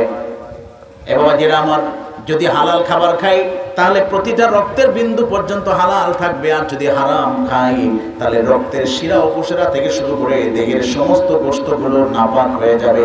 আর এরকম একটা নাপাক দেহ নিয়ে আল্লাহর দরবারে দাঁড়াইলে, রুকু সিজদা দিলে, কিংবা কোনো ইবাদত বন্দেগী করলে, সেই ইবাদত আল্লাহর দরবারে কবুল হয়। আরো জোরে বলেন, কবুল হয়। অতএব আত্মাকে পবিত্র করা একদিকে, অপরদিকে দেহের পবিত্রতা, সব দিক মিলায়া আপনি আমি যখন তাহারাতের উপরে অবস্থান করব, তখনই আল্লাহ পাক রব্বুল আলামিন আপনার আমার রিজিক বাড়ায়া দিবেন। সুবহানাল্লাহ বলেন। আর একটু জোরে কর না সুবহানাল্লাহ। রিজিকে বরকত দেওয়ার মালিক কে? আর একটু জোরে কর না, বরকত দেওয়ার মালিক কে? অনেকে 50,000, 1 লক্ষ টাকা প্রতি মাসে ইনকাম করো, তার ইনকামের ভিতরে বরকত পায় না। মসজিদের ইমাম সাহেব, মাদ্রাসার হুজুর 7,000, 10,000, 15,000 টাকা বেতন পায়ও তার সংসার চলে যায়। কি ভাই কথা বলেন ঠিক না ভাই ঠিক? একজন রিকশাওয়ালা ভাই, শ্রমিক ভাই, সারাদিন পরিশ্রম করে যে অর্থটা উপার্জন করে, মানুষের বাড়ি বাড়ি খেটে খেটে যে সম্পদটা অর্জন করে, দৈনিক 700-800 টাকা চেয়ে উপার্জন করে। কথা বলেন ঠিক না ভাই ঠিক? যেটা তার রক্ত পানি করা, ঘাম ঝরানো অর্থ, যেটা সম্পূর্ণই হালাল। কথা বলেন ঠিক না ভাই ঠিক? ওই হালাল উপায়ে যে অর্জন, যে সম্পদটা সে অর্জন করেছে, সেই টাকার ভিতরে আল্লাহ যে বরকত দান করে, হারাম উপার্জনে দৈনিক যদি 10,000, 20,000 টাকাও সে উপার্জন করে, তার ভিতরে আল্লাহ পাক রব্বুল আলামিন সেই ধরনের নিয়ামত বরকত দেয়। আরো জোরে বলেন, দেয় না? সে ওই বরকত পাবে না। আর দ্বিতীয়ত, হালাল উপায়ে যারা অর্জন করে, আল্লাহ পাক রব্বুল আলামিন তাদের খাবারের ভিতরে আলাদা একটা স্বাদ দিয়ে দেয়। সুবহানাল্লাহ বলেন না? আর একটু জোরে কর না সুবহানাল্লাহ। খাবারে আলাদা একটা কি দেয়? জোরে কর না। হালাল টাকা দিয়ে যেই রুজিটা খরিদ করা হয়, চাই আপনি গোশত খাবেন, ভাত খাবেন, তরকারি খাবেন, যাই খাবেন না কেন, আপনার ওইটা যদি হালাল টাকার কেনা হয়, সেখানে আল্লাহ পাক রব্বুল আলামিন আলাদা একটা মজা, একটা স্বাদ দিয়ে দিবে। সুবহানাল্লাহ বলবেন। আরো জোরে কর না সুবহানাল্লাহ। ফলে আপনি যা প্লেটে নিবেন, পুরোটাই সাবার করে ফেলবেন। আপনার কোনো অংশে একটু বেহুদা বাড়তি ফালাইয়া দিবেন না, নষ্ট করবেন না, কারণ ওটার ভিতরে আলাদা স্বাদ আছে, একটা লজ্জাত আছে। আর হারাম উপায়ে যারা অর্জন করে, আপনি দেখবেন খাবার খাওয়ার পরে প্লেটে লেগে আছে একটা গোশত অর্ধেক খাইছে বাকিটা রাইখা দিছে, মাছ আংশিক খাইছে বাকিটা রাইখা দিছে, কুকুরকে খাওয়ানো হচ্ছে। কথা বলেন ঠিক না বা ঠিক? আর একটু জোরে কর না, ঠিক না বা ঠিক? এরকম হয় কি হয় না? কি আসতে বলেন কেন? আরো জোরে কম। কারণ ওটা হারাম টাকা, আর ওর ভিতরে কোনো স্বাদ নাই, ফলে ওই একটু একটু খাইয়া কোনো মতে সাথে পেটটা বাঁচাইয়া উঠে যাইতে পারলেই ভালো থাকে। কথা বলেন ঠিক না বা ঠিক? কিন্তু হালাল উপায়ে যদি শাক সবজিও খায়, সামান্য তরি তরকারিও খায়, সেটার একটা আলাদা স্বাদ থাকে। পুরোটাই খায় তো খাই, এরপরে আবার প্লেটটাও ধুইয়া সুন্দর মতো খাইয়া ফেলায়। কথা বলেন ঠিক না বা ঠিক? কারণ ওটা হালাল, ওটা একটা আলাদা মজা আছে। সুবহানাল্লাহ বলবেন না? ওটা আলাদা একটা কি আছে? মজা আছে, যেটা হারামের ভিতরে নাই। আর হালাল উপায়ে যারা চলে, আল্লাহ পাক রব্বুল আলামিন তাদেরকে এমন সম্মান দিবেন, এমন মর্যাদা দান করবেন, এবং এমন কিছু নিয়ামত আল্লাহ তাদেরকে দান করবেন যেটা আপনি কল্পনা করতে পারবেন না। কারণ রিজিক বৃদ্ধি করার মালিক কে? আর একটু জোরে কর না, কে? এই বাবাজিরা আমার, আমরা কিতাব পড়েছি, ফিকার কিতাব নূরুল আনোয়ার। নূরুল আনোয়ার একটা কিতাব পড়েছি, যে কিতাবটা লিখছেন আল্লামা মোল্লা জিউন রহমতুল্লাহি আলাইহি। মোল্লা জিউন রহমতুল্লাহ আলাইহি তার শাগরেদ ছিল, তার ছাত্র ছিল বাদশাহ আলমগীর। নাম কি? সবাই বলে না নাম কি? বাদশাহ আলমগীর ছিলেন মোল্লা জিউনের ছাত্র। মোল্লা জিউন রহমতুল্লাহ আলাইহি বেশি ধনী ছিলেন না, গরিব ছিলেন, অভাবী ছিলেন। কোনো মতের সাথে দিন কাটত, কোনো টাকা পয়সা জমানো তো ছিলই না, যতটুকু পাইতেন তার দ্বারাও দিন ভালোভাবে কাটতো না। মোল্লা জিউন রহমতুল্লাহ আলাইহি বিবাহ উপযুক্ত একটি কন্যা সন্তান ছিল, যাকে বিবাহ দেওয়া দরকার। বিবাহ তো দিবেন, হাতে টাকা পয়সা নাই, কি করবেন, কোন জায়গা থেকে আসবে, এত খরচ কিভাবে জোগাড় করবেন, চিন্তায় পড়ে গেলেন। শেষ মুহূর্তে তিনি চিন্তা করলেন, আমি এত প্রেশানি কেন, আমার তো ছাত্র আছে একজন, যে হলো বাদশাহ আলমগীর। সুবহানাল্লাহ বলবেন না? যে কি? আমার একজন ছাত্র আছে বাদশাহ আলমগীর, বাদশার মতো একজন ছাত্র যেহেতু আমার আছে, আমি তো তার কাছে গিয়ে বললে সে তো আমার এই দিকটা দেখতে পারে, অথবা আমি তো চিন্তিত কেন। বিবির কাছ থেকে বিদায় নিয়ে বললেন, তুমি আমার দোয়া করে দিও। দোয়া করি আমি যাই বাদশাহ আলমগীরের কাছে, আমার ছাত্রের কাছে, শিষ্যের কাছে যাই। গিয়ে বললে হয় একটা উপায় বের হয়ে আসবে।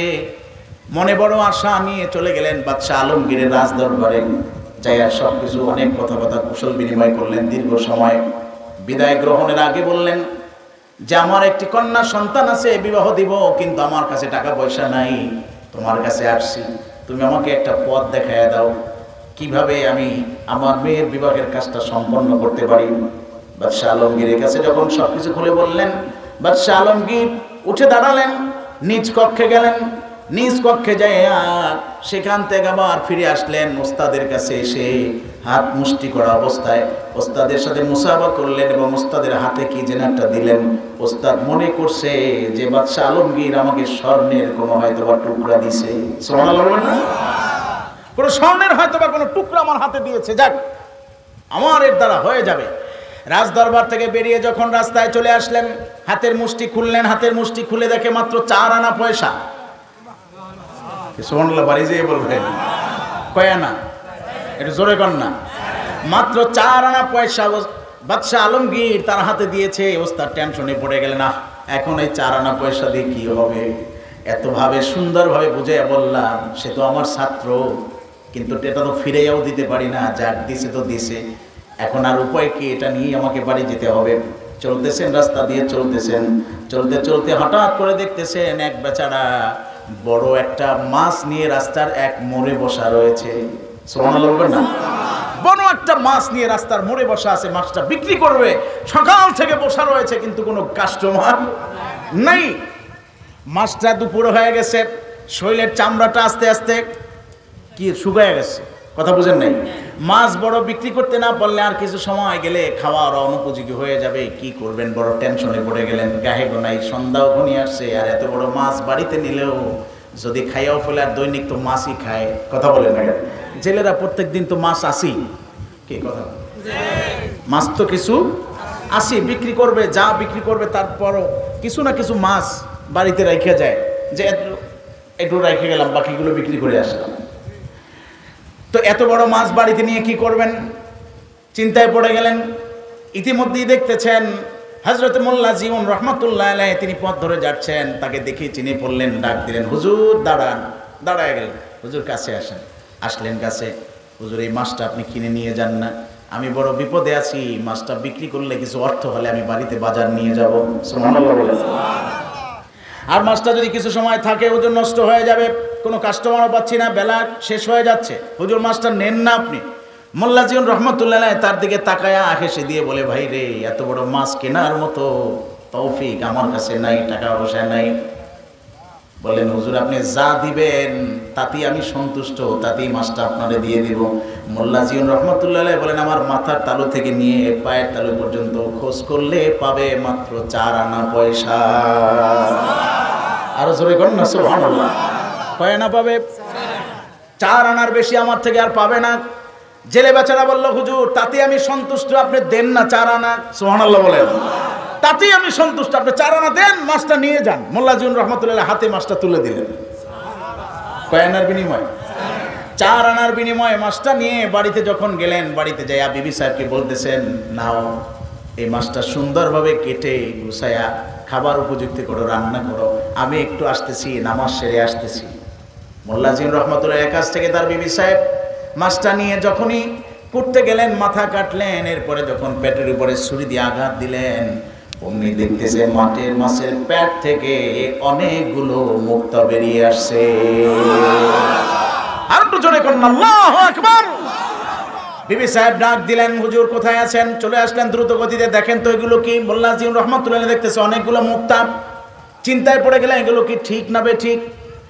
একটা মুক্তা ওখান থেকে নিয়ে পাশের স্বর্ণের দোকানে যায়া বলতেছেন, ভাই রে, এটা একটু পরীক্ষা করে দেখেন না ঠিক আছে কিনা। হুজুরের কাছ থেকে স্বর্ণওয়ালা মুক্তাটাকে নিয়ে পরীক্ষা করে বলতেছে, হুজুর 100% ঠিক, কোনো ভেজাল নাই। আমার কাছে এটা বিক্রি করলে আমি আপনাকে 100 দিনার দিতে পারি। আরো জোরে কন্যা সুবহানাল্লাহ। আমি আপনাকে 100 দিনার দিতে পারি। মোল্লা জিয়ন রহমতুল্লাহ বললেন, দাও, নিয়ে যাও। 100 দিনার নিয়ে বাড়িতে আসলেন। এখন বলেন তো দেখি, তার মেয়ের বিবাহ হবে না থাকবে? আরো জোরে কন। সুন্দরভাবে হবে না কোনো মতে হবে? সুন্দরভাবে বিবাহ সম্পন্ন হয়ে গেল। এরপরে অনেক টাকা রয়ে গেল। মোল্লা জিয়ন রহমতুল্লাহ বাকি মুক্তাগুলো একটা কাপড়ে পেঁচায়া তার ছাত্র বাদশাহ আলমগীরের দরবারে চলে গেলে। বাদশাহ আলমগীরের কাছে যায় সব ঘটনা খুলে বললে, মুক্তাগুলো তার কাছে রাখলেন। বাদশাহ আলমগীর বলতেছে, হুজুর এগুলো আমার নয়, এগুলো আপনার। সুবহানাল্লাহ বলেন। বলে, না, আমার যতটুকু দরকার ছিল ততটুকু হয়েছে। বলে, না হুজুর, তা হবে না, গোটাটাই আপনার, আপনি নিয়ে যান। মোল্লা জিয়ন রহমতুল্লাহ বলেন, যাবো তো বেশ ভালো, কিন্তু আমার মনের ভিতরে একটা কথা আছে, আমি বলবো তোমার কাছে, এই জন্য আসছি। বলে, হুজুর কি বলবেন বলো। বাদশাহ আলমগীরকে লক্ষ্য করে বললেন, আমি জানি তুমি বাদশাহ, তুমি আমার ছাত্র, বড় আশা করে তোমার কাছে এসেছিলাম। আমার তো ধারণা ছিল তুমি আমাকে স্বর্ণের কিছু দান করবে, স্বর্ণের কোনো কিছু হাদিয়া দিবে, অথবা কিছু দিনার অথবা দিরহাম আমাকে দিবে। কোনো কিছু না দিয়া আমার হাতে তুমি মাত্র 4 আনা পয়সা তুলে দিলা। সারা দিন শুধু আমার মাথার ভিতরে এই কথাটা ঘুরপাক খাচ্ছে। আর একটু জোরে কোন সুবহানাল্লাহ। মাত্র 4 আনা দিলে কেন? তুমি তো আরো বেশি বাড়ায় দিতে পারতে আমাকে। তোমার কাছে তো কোনো কিছুর অভাব ছিল না, রাজ দরবারে তো সব কিছুই আছে, ইচ্ছা করলেই তো দিতে পারতে। বাদশাহ আলমগীর ওস্তাদের সামনে এবার কেঁদে দিলেন, চোখের পানি ছেড়ে ছেড়ে বলতেছেন, হুজুর এটা আমি আপনার কাছ থেকে শিখেছি। আপনি না আমার ওস্তাদ, আমি না আপনার ছাত্র। আমি যা কিছু যেভাবে রাজদরবার পরিচালনা করি এর অনেকটাই আমি আপনার কাছ থেকে শিক্ষা নিয়েছি। আরো জোরে করেন না সুবহানাল্লাহ। আমি জানতাম হুজুর আপনার খুব অভাব, এই কথাটা আমার মেমোরিতে ছিল, আমি জানি। কিন্তু হুজুর আপনি আমার কাছে আসছেন, আমি কি দিয়ে আপনাকে সন্তুষ্ট করতে পারি? কারণ আমি এমন এক বাদশাহ হুজুর, এই রাজ দরবার থেকে, রাজকীয় কোষাগার থেকে আমি নিজের জন্য কোনো কিছুই নেই না। এই রাজ দরবার থেকে আমি ততটুকু নেই যেটা আমি কাজ করে উপার্জন করি। আর একটু জোরে বলেন না সুবহানাল্লাহ। আমি কাজ করে করে যতটুকু উপার্জন করি সেটা দ্বারাই আমার সংসার চলে, কিন্তু রাজ দরবার থেকে আমি কোনো কিছু অগ্রিম নেই না। গতকালকে পরিশ্রম করে আমি যতটুকু সম্পদ আমি পেয়েছি রাজ দরবার থেকে, এটা আমার পরিবারে খরচা করার পরে মাত্র 4 আনা পয়সাই বাকি ছিল। আমি চিন্তা করেছি আমার ওস্তাদকে এমন কিছু দিতে হবে যার ভিতরে বিন্দু মাত্র সন্দেহ থাকবে না, পুরোটাই হালাল থাকবে। সেজন্য আমার নিশ্চিত বিশ্বাস ছিল 4 আনা পয়সার ভিতরে কোনো সন্দেহ নাই। সেজন্য এই সন্দেহান মুক্ত হালাল টাকাটাই আমি আপনার হাতে তুলে দিয়েছি। আর আমার বিশ্বাস এই হালালের কারণে আল্লাহ পাক রব্বুল আলামিন আপনাকে এত মর্যাদা দিয়েছে। সুবহানাল্লাহ বলেন। এই হালাল উপার্জনের কারণে, হালালের কারণে আল্লাহ আপনাকে এই সম্পদগুলো দান করেছে। সুতরাং বাবাজির আমার, হালালের দাম আছে না নাই? হাত উঁচু করে জোরে আওয়াজ করে বলেন, আছে না নাই? আছে না নাই? কেউ বুঝে কেউ বুঝে না, কেউ ধরতে পারে কেউ ধরতে পারে না। যে জ্ঞানী সে বুঝে যায়, আর যার মাথা জ্ঞান থাকা সত্ত্বেও জ্ঞানকে লুকায় রাখে, সে দেখা পরও সেটা উপলব্ধি করতে পারবে? আরো জোরে বলেন, পারবে না। হালালে এত বরকত আপনি বুঝতেও পারবেন না। এ ভাইরা আমার, অনেকের লক্ষ লক্ষ কোটি টাকার মালিক আছে। আল্লাহ পাক রব্বুল আলামিন তার শরীরে এমন একটা ব্যারাম সেট করে দেয়, এমন একটা অসুখ দিয়ে দেয়, ওই লক্ষ কোটি টাকা বেশি সময় ধরে থাকে। আর জোরে কোন থাকে নাইমা যায়। কিন্তু আপনি হিসাব করে দেখেন, যারা গরিব দিন আনে দিন খায়, হালাল ভালো উপার্জন করে, আপনি একটু স্বাভাবিকভাবে চিন্তা করে গবেষণা করে চোখ বুলায় দেখেন, এই সমস্ত মানুষগুলোর শরীরে রোগ আল্লাহ কম দিয়েছে। কি ভাই কথা বলেন, ঠিক না ভাই? ঠিক। আরে ভাই, কারো পেটে ব্যথা হইলে একটা নাপা খাইলে সেরে যায়, কি কথা বলেন না? কারো পেটে ব্যথা হইলে একটা ফেলাজিন ট্যাবলেট খায়, তার পেট ব্যথা ভালো হয়ে যায়। আবার কারো পেটে ব্যথা হইলে বলে না, এই ফার্মেসিতে নয়, আমাকে নিয়ে চলো স্কয়ার হসপিটালে। ওখানে যায় ওই সামান্য পেটে ব্যথার জন্য 1 লক্ষ টাকা খরচ করে। কথা বলেন, ঠিক না বেঠিক? আরো জোরে কর না, ঠিক না বেঠিক? কারোটা সাড়ায় দেয় আল্লাহ 2.5 টাকার বিনিময়ে, আর কারোটা 1 লক্ষ টাকার বিনিময়ে। রোগ 1, অসুস্থতা 1। কি আরো জোরে কর না, ঠিক না বেঠিক? ঠিক না বেঠিক? না কথায় ভুল আছে? হ্যাঁ, রোগ জ্বর, এই জ্বর নামক রোগটা বড় লোকের গায়ে আসলে তার গা গরম হয় কি হয় না? কি জোরে কন? আর একজন রিক্সাওয়ালা, ভ্যান গাড়িওয়ালা, কিংবা শ্রমিক, কিংবা সামান্য দিন মজুর, কিংবা খেটে খাওয়া ব্যক্তি, কিংবা এক সামান্য উপার্জনকারী ব্যক্তির গায়ে যদি জ্বর আসে, তার শরীর কি ঠান্ডা থাকে না গরম হয়? উভয়ের শরীরটাই গরম। কারোটা 300 টাকার ওষুধে ভালো হয়ে যায়, আর কারো 5 লক্ষ টাকায়ও সারে না। কি আরো কোন জোরে কোন না, ঠিক না বেঠিক? তা এই জন্য বলছি যে হালাল টাকার ভিতরে একটা বরকত আছে না নাই? জোরে কোন, আছে না নাই? এই বরকতটা দেওয়ার মালিক কে? আরো জোরে বলেন, বরকত দেওয়ার মালিক কে? এই জন্য বাবাজির আমার, যদি কোনো সম্পদ হালাল হয়, সেটার ভিতরে আলাদা বরকত আছে। সাহাবী বললেন, হুজুর আমি চাই আমার সম্পদে আল্লাহ বরকত দান করেন। নবীজি তাকে তালিম দিলেন, আদিমা আলাত তাহারা, তুমি সব সময় পবিত্র অবস্থায় থাকো, তোমার দেহটা পবিত্র রাখো, তোমার সম্পদটা পবিত্র রাখো, তোমার পোশাকটা পবিত্র রাখো, তোমার আত্মাটাকে পবিত্র রাখো। তোমাকে আল্লাহ যেই রিজিক দান করেছে সেটা সামান্য হলো, আল্লাহ পাক রব্বুল আলামিন সেটা বরকত বৃদ্ধি করে দিবে। আরো জোরে কর না সুবহানাল্লাহ। আমরা কি আমাদের রিজিকে বরকত চাই কি চাই না? কে কে চাই? কে কে চাই? হাত তুলে দেখান। নারায়ে তাকবীর, নারায়ে তাকবীর। তাহলে আমাদের পবিত্র অবস্থায় থাকার দরকার আছে না নাই? আরো জোরে কর না, আছে না নাই? সাহাবী আবার বললেন, ইয়া রাসূলুল্লাহ, কে হাবিবাল্লাহ, উরিদু আন আকুনা আকওয়ান নাস, আমি চাই মানুষের মধ্যে সবচাইতে আমি শক্তিশালী একজন মানুষ হব, শক্তিশালী মানুষ হব। মনের দিক থেকে, আত্মার দিক থেকে, কিংবা দেহের দিক থেকে সবচাইতে একজন শক্তিশালী মানুষ আমি হতে চাই। আল্লাহর হাবিব বললেন, তাহলে তুমি এক কাজ করো, তাওয়াক্কাল আলাল্লাহ, সর্ব অবস্থায় তুমি আল্লাহর উপরে ভরসা করো। আরো জোরে বলেন না সুবহানাল্লাহ। কার উপরে? কার উপরে? আল্লাহর উপরে যদি সর্ব অবস্থায় তুমি ভরসা করতে পারো, তুমি হবে দুনিয়ার শক্তিশালী মানুষ। যত বিপদ আসুক না কেন, ওটাকে তুমি বিপদ মনে করবে না। কথা বলেন, ঠিক না ভাই? ঠিক।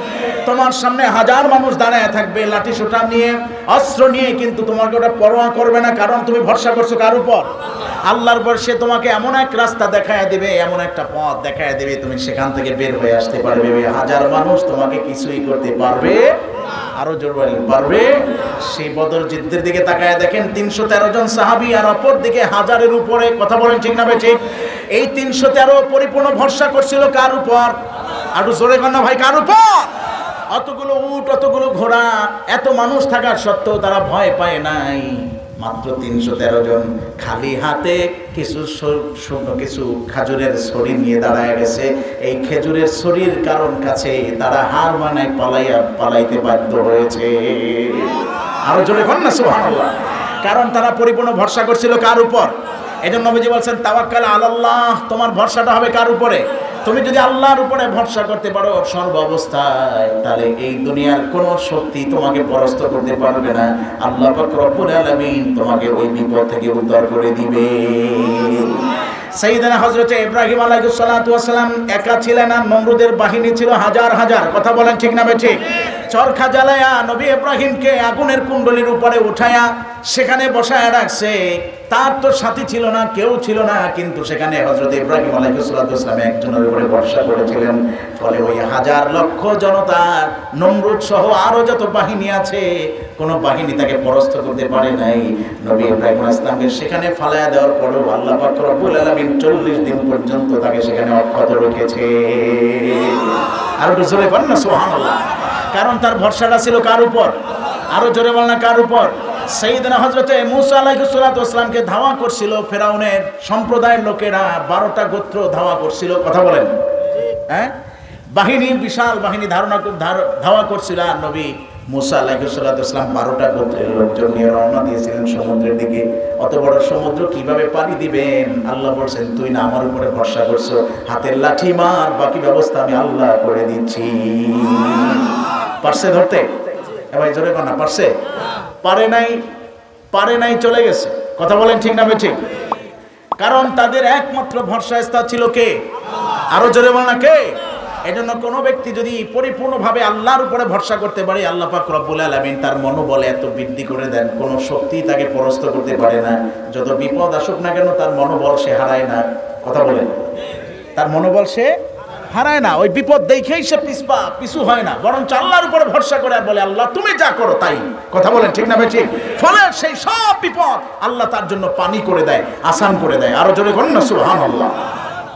সাহাবী আবার বললেন, ইয়া রাসূলুল্লাহ হাবিবাল্লাহ, উরিদু আন আকুনা আগনান নাস, আমি চাই মানুষের মধ্যে সবচাইতে ধনী মানুষ হইতে। সুবহানাল্লাহ বলবেন না? এই আশা আমাদের আছে কি? কথা হয় না? ধনী হওয়ার মন আছে না নাই?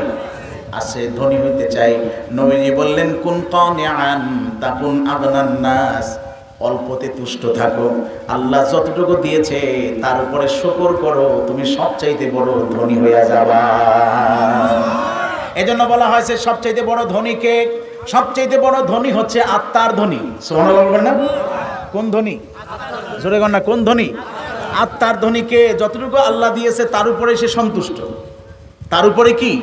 আর যে সবসময় হাহুতাশ করে বেড়ায়, আহারে আহারে কি করব, এতটুকু দিয়ে কি হবে, আল্লাহ সবসময় তাকে হুতাশের উপরে রাখে। কি কথা বলে?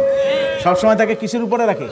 হুতাশার উপরে রাখে। ফলে সে কোনো কিছুতে শান্তি পায় না, শান্তি পায় না। সে 10 হইলে 20 পুরাইতে চায়, 20 হইলে 30 পুরাইতে চায়। আর যাকে আল্লাহ দিয়েছেন কম, কিন্তু সে ওইটার উপরে শুকর আদায় করছে। ফলে আল্লাহ পাক রব্বুল আলামিন তৃপ্তি সহকারে এই দুনিয়া থেকে সম্পদগুলো ভোগ করাইয়া তারপরে মৃত্যু দেয়। সুবহানাল্লাহ। অনেকে আছে সম্পদের পাহাড় করে তুলে, কিন্তু সম্পদ নিজে ভোগ কইরা যাইতে পারে না। আবার অনেকে আছে অল্প সম্পদ, কিন্তু সে সম্পদটা সুন্দরভাবে নিজে ভোগ করে গেছে। আমার 2 চোখে দেখেছি এরকম অনেক মানুষ, সম্পদের পাহাড়, কিন্তু জামার গার দিকে তাকাইলে বোঝা যায় না যে এই লোকটা এত টাকার মালিক। কি? জামার দিকে তাকাইলে, পোশাকের দিকে তাকাইলে পছন্দ হয় না যে এই লোকটা এত টাকার মালিক। কারণ আল্লাহ পাক রব্বুল আলামিন তাকে অল্প তুষ্ট করে না, সে আরো চায়। ফলে সে নিজে যে একটু ব্যবহার করে যাবে সেই সুযোগটাও তার হয় না। আবার অনেকে দেখবেন অর্থ সম্পদ কম, কিন্তু তার পোশাক আদায় এত চমৎকার, কারণ সে চিন্তা করে যে আল্লাহ আমাকে যতটুকু দিয়েছে আলহামদুলিল্লাহ। সে এটাও বলে যে দিছে তো আল্লাহ, যা দিছে একটু যা আছে দুনিয়া একটু কইরা যায়, কার জন্য রেখে যাও। কি কথা বলেন ঠিক না ভাই? ঠিক। আর কিছু লোকের সম্পদ সে গইরেই যায়, কিন্তু নিজে খাইতে পারে না, ওটা ওইভাবেই থেকে যায়। উনি ওইরকম না খাইতে শেষ, কবর পর্যন্ত পৌঁছে গেছে, সম্পদ খায় ছেলে মেয়ে অন্যান্য আত্মীয় স্বজন। এমন অবস্থা হয় যে ওই সম্পদ রেখে গেছে, ওখান থেকে তার জন্য দান করার মতো কোনো লোক পাওয়া যায় না। কথা বলে ঠিক না বেটি? তার জন্য দোয়া করার মতো কোনো লোক পাওয়া যায় না। সারা জীবন সম্পদের পিছনে ছুটেছে, কিন্তু সেই সম্পদগুলো না পারছে নিজে ভোগ করতে, না পারছে তার আখিরাত উম্মতের জন্য কিছু দান করতে। কথা বলেন ঠিক না ঠিক? এরকম বহু লোক সমাজে আছে না নাই? জোরে কোন আছে না নাই? আছে। এই জন্য নবীজি বলছেন, তোমাকে যতটুকু আল্লাহ দিয়েছে তার উপরে তুমি খুশি থাকো, যতটুকু দিয়েছেন তার উপরে খুশি থাকো। খুশি থাকার দরকার আছে না নাই? কে কে আমরা খুশি আছি? হাত তুলে দেখেন। নারে তাকবীর। আল্লাহ যা দিয়েছেন তার উপরে আমরা খুশি আছি না নাই? খুশি আছি না নাই? আল্লাহ কবুল করুন, বল আমিন। আরো জোরে বলেন আমিন। মহব্বতে দরুদ পড়েন সাল্লাল্লাহু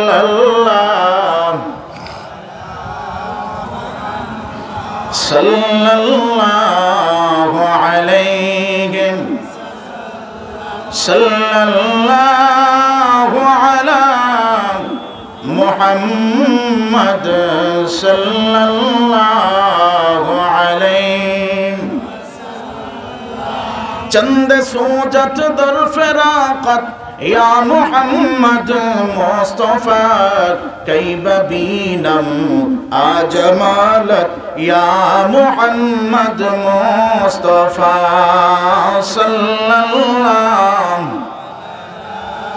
মুহাম্মদ সাল্লাল্লাহু আলাইহি সাল্লাল্লাহু আলা মুহাম্মদ সাল্লাল্লাহু আলাইহি। এজন্য বাবাজিরা আমার, আল্লাহ যতটুকু দিয়েছেন তার উপরে আমাদের খুশি থাকতে হবে। তাহলে আল্লাহ পাক রব্বুল আলামিন এই দুনিয়ার বুকে আপনাকে আমাকে ধনী বানায় দিবে। জোরে বলুন না সুবহানাল্লাহ। টাকা পয়সা থাকলে সে ধনী হতে পারে না, সম্পদ থাকলে সে ধনী হতে পারে না। আমি দেখেছি, কিংবা বর্তমানে অনেক জায়গায় তো যাই, বুঝতে পারি, আরে ভাই অনেক সম্পদের মালিক, তার কাছে চাইলে, দিনের জন্য চাইলে 1000 টাকা 500 টাকা বের করতে অনেক কষ্ট লাগে। কিন্তু একজন রিক্সাওয়ালা ভাই কিংবা খেটে খাওয়া মানুষ সামান্য সংসার করে, তার কাছে চাইলে 2000-3000 টাকা সে বের করে দেয়। কথা বলে ঠিক না ভাই? ঠিক, বের করে দেয়, অনায়াসে বের করে দেয়। কারণ তার একটা মনোবল আছে, এই যে আত্মার একটা ধনী, যে আমি 3000 টাকা দিছি, আল্লাহ আমার দেবে। কে কথা বলেন ঠিক না ভাই? ঠিক। আর উনি চিন্তা করে যে লাখ টাকা থেকে যদি 1000 দেই তাইলে তো 99 হয়ে গেল। কি কথা বুঝেন নাই? লাখ থেকে যদি 1000 যায় তাইলে আবার কোন জায়গায় দাঁড়াইলো? 99তে চলে আসলো, তাইলে তো আর লাখটা থাকলো না। এই জন্য উনি ওটা থেকে খরচ করতে চায় না, মনের ধনীটা নাই, দুর্বলতা আছে। এবং আজের আমার সাহাবী আবার বললেন, ইয়া রাসূলুল্লাহ হাবিবাল্লাহ উরিদু আন আকুনা আ'লামান নাস, আমি চাই মানুষ যেন আমাকে সবাই চিনে। সুবহানাল্লাহ বলবেন না? আমি যেখানেই যাব মানুষ যেন আমাকে চিনে, মানুষ যেন আমাকে চিনে, এরকম একটা আমলের সন্ধান বলে দেন। আল্লাহর হাবিব তাকে বললেন, মানুষ তোমাকে চিনবে তুমি যদি একটা আমল করতে পারো, নিজের ভিতরে আনতে পারো, তাহলে এই পৃথিবীর বুকে যেখানেই তুমি যাও না কেন মানুষ তোমাকে দেখা মাত্রই চিনে ফেলবে। আর একটু জোরে বল না সুবহানাল্লাহ। আমরা চাই আপনি আমি যেখানে যাই মানুষ আমাকে চিনুক, এটা আমরা চাই। কে কে চাই? হাত তুলে দেখেন। নারে তাকবীর, নারে তাকবীর। এখন বুঝতে হবে, বলতে হবে সেই আমলটা কি, যে আমলটা কিংবা যেই পথে চললে মানুষ আপনাকে আমাকে চিনবে, সেই রকম একটা আমলের সন্ধান কি? আল্লাহর হাবিব বললেন, ইত্তাকুল্লাহ, তুমি আল্লাহকে ভয় করো। আল্লাহকে ভয় করে তুমি মুত্তাকি হয়ে যাও, এই পৃথিবীর বুকে যেখানে দাঁড়াবে সেখানের মানুষই তোমাকে চিনে ফেলবে। তুমি একজন মুত্তাকি মানুষ, তুমি আল্লাহকে ভয় করো, মানুষ তোমার চেহারার দিকে তাকাইলেই তো বুঝতে পারবে এই লোকটা আল্লাহওয়ালা। সুবহানাল্লাহ বলেন। তখন তোমাকে পরিচয় দিতে হবে না, মানুষ আসবে তোমার কাছে ছুটে দোয়া নিতে, তোমার কাছে এসে পরামর্শ জিজ্ঞেস করবে, তোমার দিকে তাকাইলেই বুঝতে পারবে এই মানুষটা আল্লাহ ভক্ত, খোদা ভক্ত। কথা বলেন ঠিক না বেঠিক? আরো জোরে বলেন না ঠিক না বেঠিক? এই দুনিয়াতে যত ওলিদের নাম আমরা শুনি, যত ব্যক্তিদের নাম আমরা শুনি যারা আল্লাহর মুকাররাব অর্জন করেছেন, তারা নিজেরা কিন্তু ঢোল তবলা বাজায় মানুষের কাছে প্রচার করে নাই। আল্লাহ এমনিতেই তাদের সুনাম সুখ্যাতি চতুর্দিকে ছড়ায় দিছে, যে কারণে মানুষ তাদেরকে চিনে ফেলে। কথা বলেন ঠিক না বেঠিক? অমুকে অমুক জায়গার অলি, অমুকে অমুক অলি বাড়ি অমুক জায়গায়, অমুক অলি বাড়ি অমুক খানে। কথা বলেন ঠিক না বেঠিক? কারণ সে নিজের জীবনকে তাকওয়ার মাধ্যমে গঠন করেছে, আল্লাহর ভয় তার হৃদয়ে হাসিল করেছে। কথা বলেন ঠিক না বেঠিক? আল্লাহর ভয় যে অর্জন করে তাকে বলা হয় মুত্তাকি। কি বলা হয়? আর জোরে কর না। তাকে বলা হয় মুত্তাকি। আর একজন মুত্তাকি ব্যক্তি পৃথিবীর বুকে যত lakh crore million billion trillion অগণিত মানুষ আছে, সমস্ত মানুষদের থেকে আল্লাহ পাক রব্বুল আলামিনের কাছে প্রিয় হয়ে যায়। আল্লাহ বলেন ইন্নাল্লাহা ইউহিব্বুল মুত্তাকিন, যারা মুত্তাকি আল্লাহ তাদেরকে ভালোবাসেন। ইন্না আকরামাকুম ইনদাল্লাহি আতকাকুম, তোমাদের মধ্যে সবচেয়ে রবের কাছে ওই ব্যক্তিরাই তো প্রিয় যারা তাকওয়ার গুণে গুণান্বিত হয়ে গেছে। আল্লাহ বলেন যারা মুত্তাকি হয়েছো, দুনিয়া এবং আখিরাতে তোমাদের জন্য শুভ সংবাদ রয়েছে। নাম্বার 1, এই দুনিয়া থেকে মৃত্যুর আগে আমি আল্লাহ তোমার तमाम জীবনের গুনাহগুলো maaf করে দেব। ইয়াগফির লাকুম যুনুবাকুম ওয়া ইউসলিহ লাকুম আমালাকুম, হাশরের ময়দানে আমি রবের হাতে তোমার আমলনামা যখন পড়বে, আমি নিজ হস্তে তোমার আমলনামাটার সংশোধন করে দিব। আরো জোরে বলেন না সুবহানাল্লাহ। আল্লাহ বলেন ও মুত্তাকি বান্দারা শুনে রাখো, 8খানা জান্নাতের নাম শুনেছো। তার ভিতরে একটা জান্নাত আছে জান্নাতুল ফেরদাউস, যেটা আমি আমার নিজ কুদরতে হাতে তৈরি করেছি। বাকিগুলো কুন ফায়াকুন দ্বারা বানাইছি, কিন্তু জান্নাতুল ফেরদাউস আমি আমার নিজ হাতে বানাইছি। ওই জান্নাতুল ফেরদাউস 8খানা জান্নাত আমি তৈরি, 7খানা জান্নাত আমি তৈরি করেছি একমাত্র যারা মুত্তাকি, আমাকে যারা ভয় করে তাদের জন্য। আল্লাহ বলেন উইদ্দাত লিল মুত্তাকিন, মুত্তাকি বান্দাদের জন্যই রাখা হয়েছে জান্নাত। সুবহানাল্লাহ। আরো জোরে বলেন না সুবহানাল্লাহ। কেমন জান্নাত দিবেন আল্লাহ বলেন মাসালুল জান্নাতিল্লাতী উইনাল মুত্তাকুনা তাজরি মিন তাহতিহাল আনহার উকুলুহা দাইমুন ওয়া যিল্লুহা। মুত্তাকি বান্দাকে আমি রব এমন জান্নাত দান করব যার তলদেশ দিয়ে নহর সমূহ প্রবাহিত হতে থাকবে। আর তাকে একবার আমি জান্নাতে ঢুকাবো, কোনো দিনের জন্য বের করব না। তার সামনে খাবার চলে আসবে, এক মুহূর্তের জন্য তার সামনে থেকে খাবারটাকে ছিনিয়ে নেওয়া হবে না। অতএব আমরা কি মুত্তাকি হতে চাই কি চাই না? কে কে চাই? কে কে চাই? হাত তুলে দেখান। নারায়ে তাকবীর, নারায়ে তাকবীর। যেই ব্যক্তি আল্লাহকে ভয় করে সে কি গুনাহ করতে পারে? আরো জোরে করেন। গুনাহ করতে পারে, নামাজ ছাড়তে পারে, রোজা ছাড়তে পারে, হজ ফরজ হলে হজ ছাড়তে পারে, মানুষকে ঠকাইতে পারে, অন্যের সম্পদ লুট করতে পারে। কখনোই তার দ্বারা এগুলো সম্ভব হয় না, কারণ সে ভয় করে আল্লাহকে। আমার সামনে, আমার ডানে, আমার পিছনে সব জায়গায় আমার রব আছে। আমি যেদিকেই যাই না কেন আমার রব আমাকে দেখতেছেন। সব সময় কুদরতি ক্যামেরা ফিট করে রেখেছেন। 2 জন ফেরেশতা তো আছে, কিরামান কাতিবিন ইয়ালামুনা মা তাফআলুন। সুবহানাল্লাহ বলেন। আর জোরে বলেন না সুবহানাল্লাহ। 2 জন ফেরেশতা তারা সব সময় আপনার আমার আমলনামা লিপিবদ্ধ করে রাখতেছেন। সারাটা জীবনের আমলনামা লিখতেছেন, লিখতে 99টা দপ্তর হয়ে যাবে। সুবহানাল্লাহ বলেন। কয়টা? 99টা দপ্তর। হাদিসে বলা আছে, নবীজি বলছেন এক একটা দপ্তরের দৈর্ঘ্য প্রস্থ কতখানি হবে? মুদ্দাল বাসার, চোখের দৃষ্টিসীমা যতখানি যায় এতখানি লম্বা, এতখানি চওড়া হবে এক একটা আমলনামা। আরো জোরে কোন না সুবহানাল্লাহ। এরকম কয়টা হবে? আরো জোরে কোন। 99 সিজিল্লান, 99টা দপ্তর হবে। 99টা। কয়টা? 99টা দপ্তর। এটা তো লিখিত আছে, লিখতে রেখেছেন, ফেরেশতারা লিপিবদ্ধ করতেছেন। আর আমার আল্লাহ তো সর্বক্ষণিকভাবে দেখতেছেন, কারণ আপনার আমার রব এমন রব এক মুহূর্তের জন্য তাম পৃথিবীটাকে এক নজরে দেখতে পায়। আরো জোরে বলেন না সুবহানাল্লাহ। তাবারাকাল্লাযী বিয়াদিহিল মুলকু ওয়া হুয়া আলা কুল্লি শাইইন কাদির। আল্লাহু আকবার বলেন। আল্লাহ বলছেন তিনি এমন রব, সবকিছুর ক্ষমতা কার হাতে? আরো জোরে বলেন না কার হাতে? তিনি সবকিছু এক মুহূর্তের ভিতরে বিয়াদিহিল মুলক, তামাম পৃথিবীটা তার হাতের মুঠোয়। আপনি আমি হাতের দিকে তাকাইলে যেমন হাতের শিরা উপশিরা রগগুলো যেমন এক নজরে দেখতে পায়, আল্লাহ বলেন এই তামাম পৃথিবী সৃষ্টি জগৎ, সপ্ত আসমান, সপ্ত জমিন সহ মাশরিক থেকে মাগরিব, শিমাল থেকে জুনুব পর্যন্ত পৃথিবীর বুকে যা কিছু আছে, অন্ধকারে হোক আলোতে হোক, প্রকাশ্যে হোক আর গোপনে হোক, যেখানেই থাকুক না কেন আমি রব সব কিছু এক নজরেই দেখতে পাই। আরো জোরে বলেন না সুবহানাল্লাহ। অতএব মুত্তাকি বান্দা সে সর্বক্ষণিক ভয়তে থাকে, আমি যা করি না কেন দেখে কে? আরো জোরে আওয়াজ করে বলতে হবে দেখে কে? এ ভাই, আপনি আমি যদি মিস্ত্রি কাজ করি, আমার পিছনে যদি আমার মনিব দাঁড়ায় থাকে যে সব সময় আমার দ্বারা কাজ করায়, আমি মনে করেন রাজমিস্ত্রি, আমি কাজ করতেছি, কাজ করার বিনিময়ে আমাকে অর্থ দেওয়া হচ্ছে। কথা বলেন ঠিক না ঠিক? আমি অর্থ পাই, উনি দাঁড়ায় দাঁড়ায় দেখতেছেন আমার কাজটা কীরকম হচ্ছে। মনিব যদি পিছনে দাঁড়ানো থাকে, আর গোলাম যদি কাজ করে বলেন তো দেখি ওই কাজটা কি নিখুঁত হবে না কাজের ভিতরে ভেজাল হবে? মনোযোগের সাথে হবে না অমনোযোগের সাথে হবে? মনোযোগের সাথে হবে, কারণ তার একটা ভয় আছে, আমি যদি উল্টো পাল্টা করি হয় আমার বেতন কাটা যাবে, না হয় আমাকে চাকরিচ্যুত করা হবে, না হয় আমাকে কাজ থেকে বাদ দিয়ে দেবে। ধর এমন একটা বোকা আনছি যে কাজ পারে না, কথা বলেন ঠিক না বেঠিক? ফলে সে মনোযোগের সাথে কাজ করবে। তা যেই ব্যক্তি, আমরা তো আল্লাহর গোলাম, কার গোলাম? হাত তুলে ধরে আওয়াজ করে বলে আমরা গোলাম কার? আমরা আল্লাহর গোলাম, আমরা তার গোলামি করি, তার দাসত্বকে মেনে নিয়েছি। ফলে আপনার আমার হৃদয়ে সব সময় যদি রবের ভয় থাকে, আমি যা করি না কেন দেখে কে, ফলে আমার কাজটা নিখুঁত হবে, আমার ইবাদতটা নিখুঁত হবে, আমার নামাজটা নিখুঁত হবে, আমার দান সদকাটা নিখুঁত হবে, আমার যাবতীয় ইবাদত বন্দেগীতে কোনো ভেজাল হবে না। এই জন্য যারা এই রবের ভয়কে সামনে রেখে যারা কাজ করে, যারা ইবাদত বন্দেগী করে, তাদেরকে বলা হয়েছে মুত্তাকি।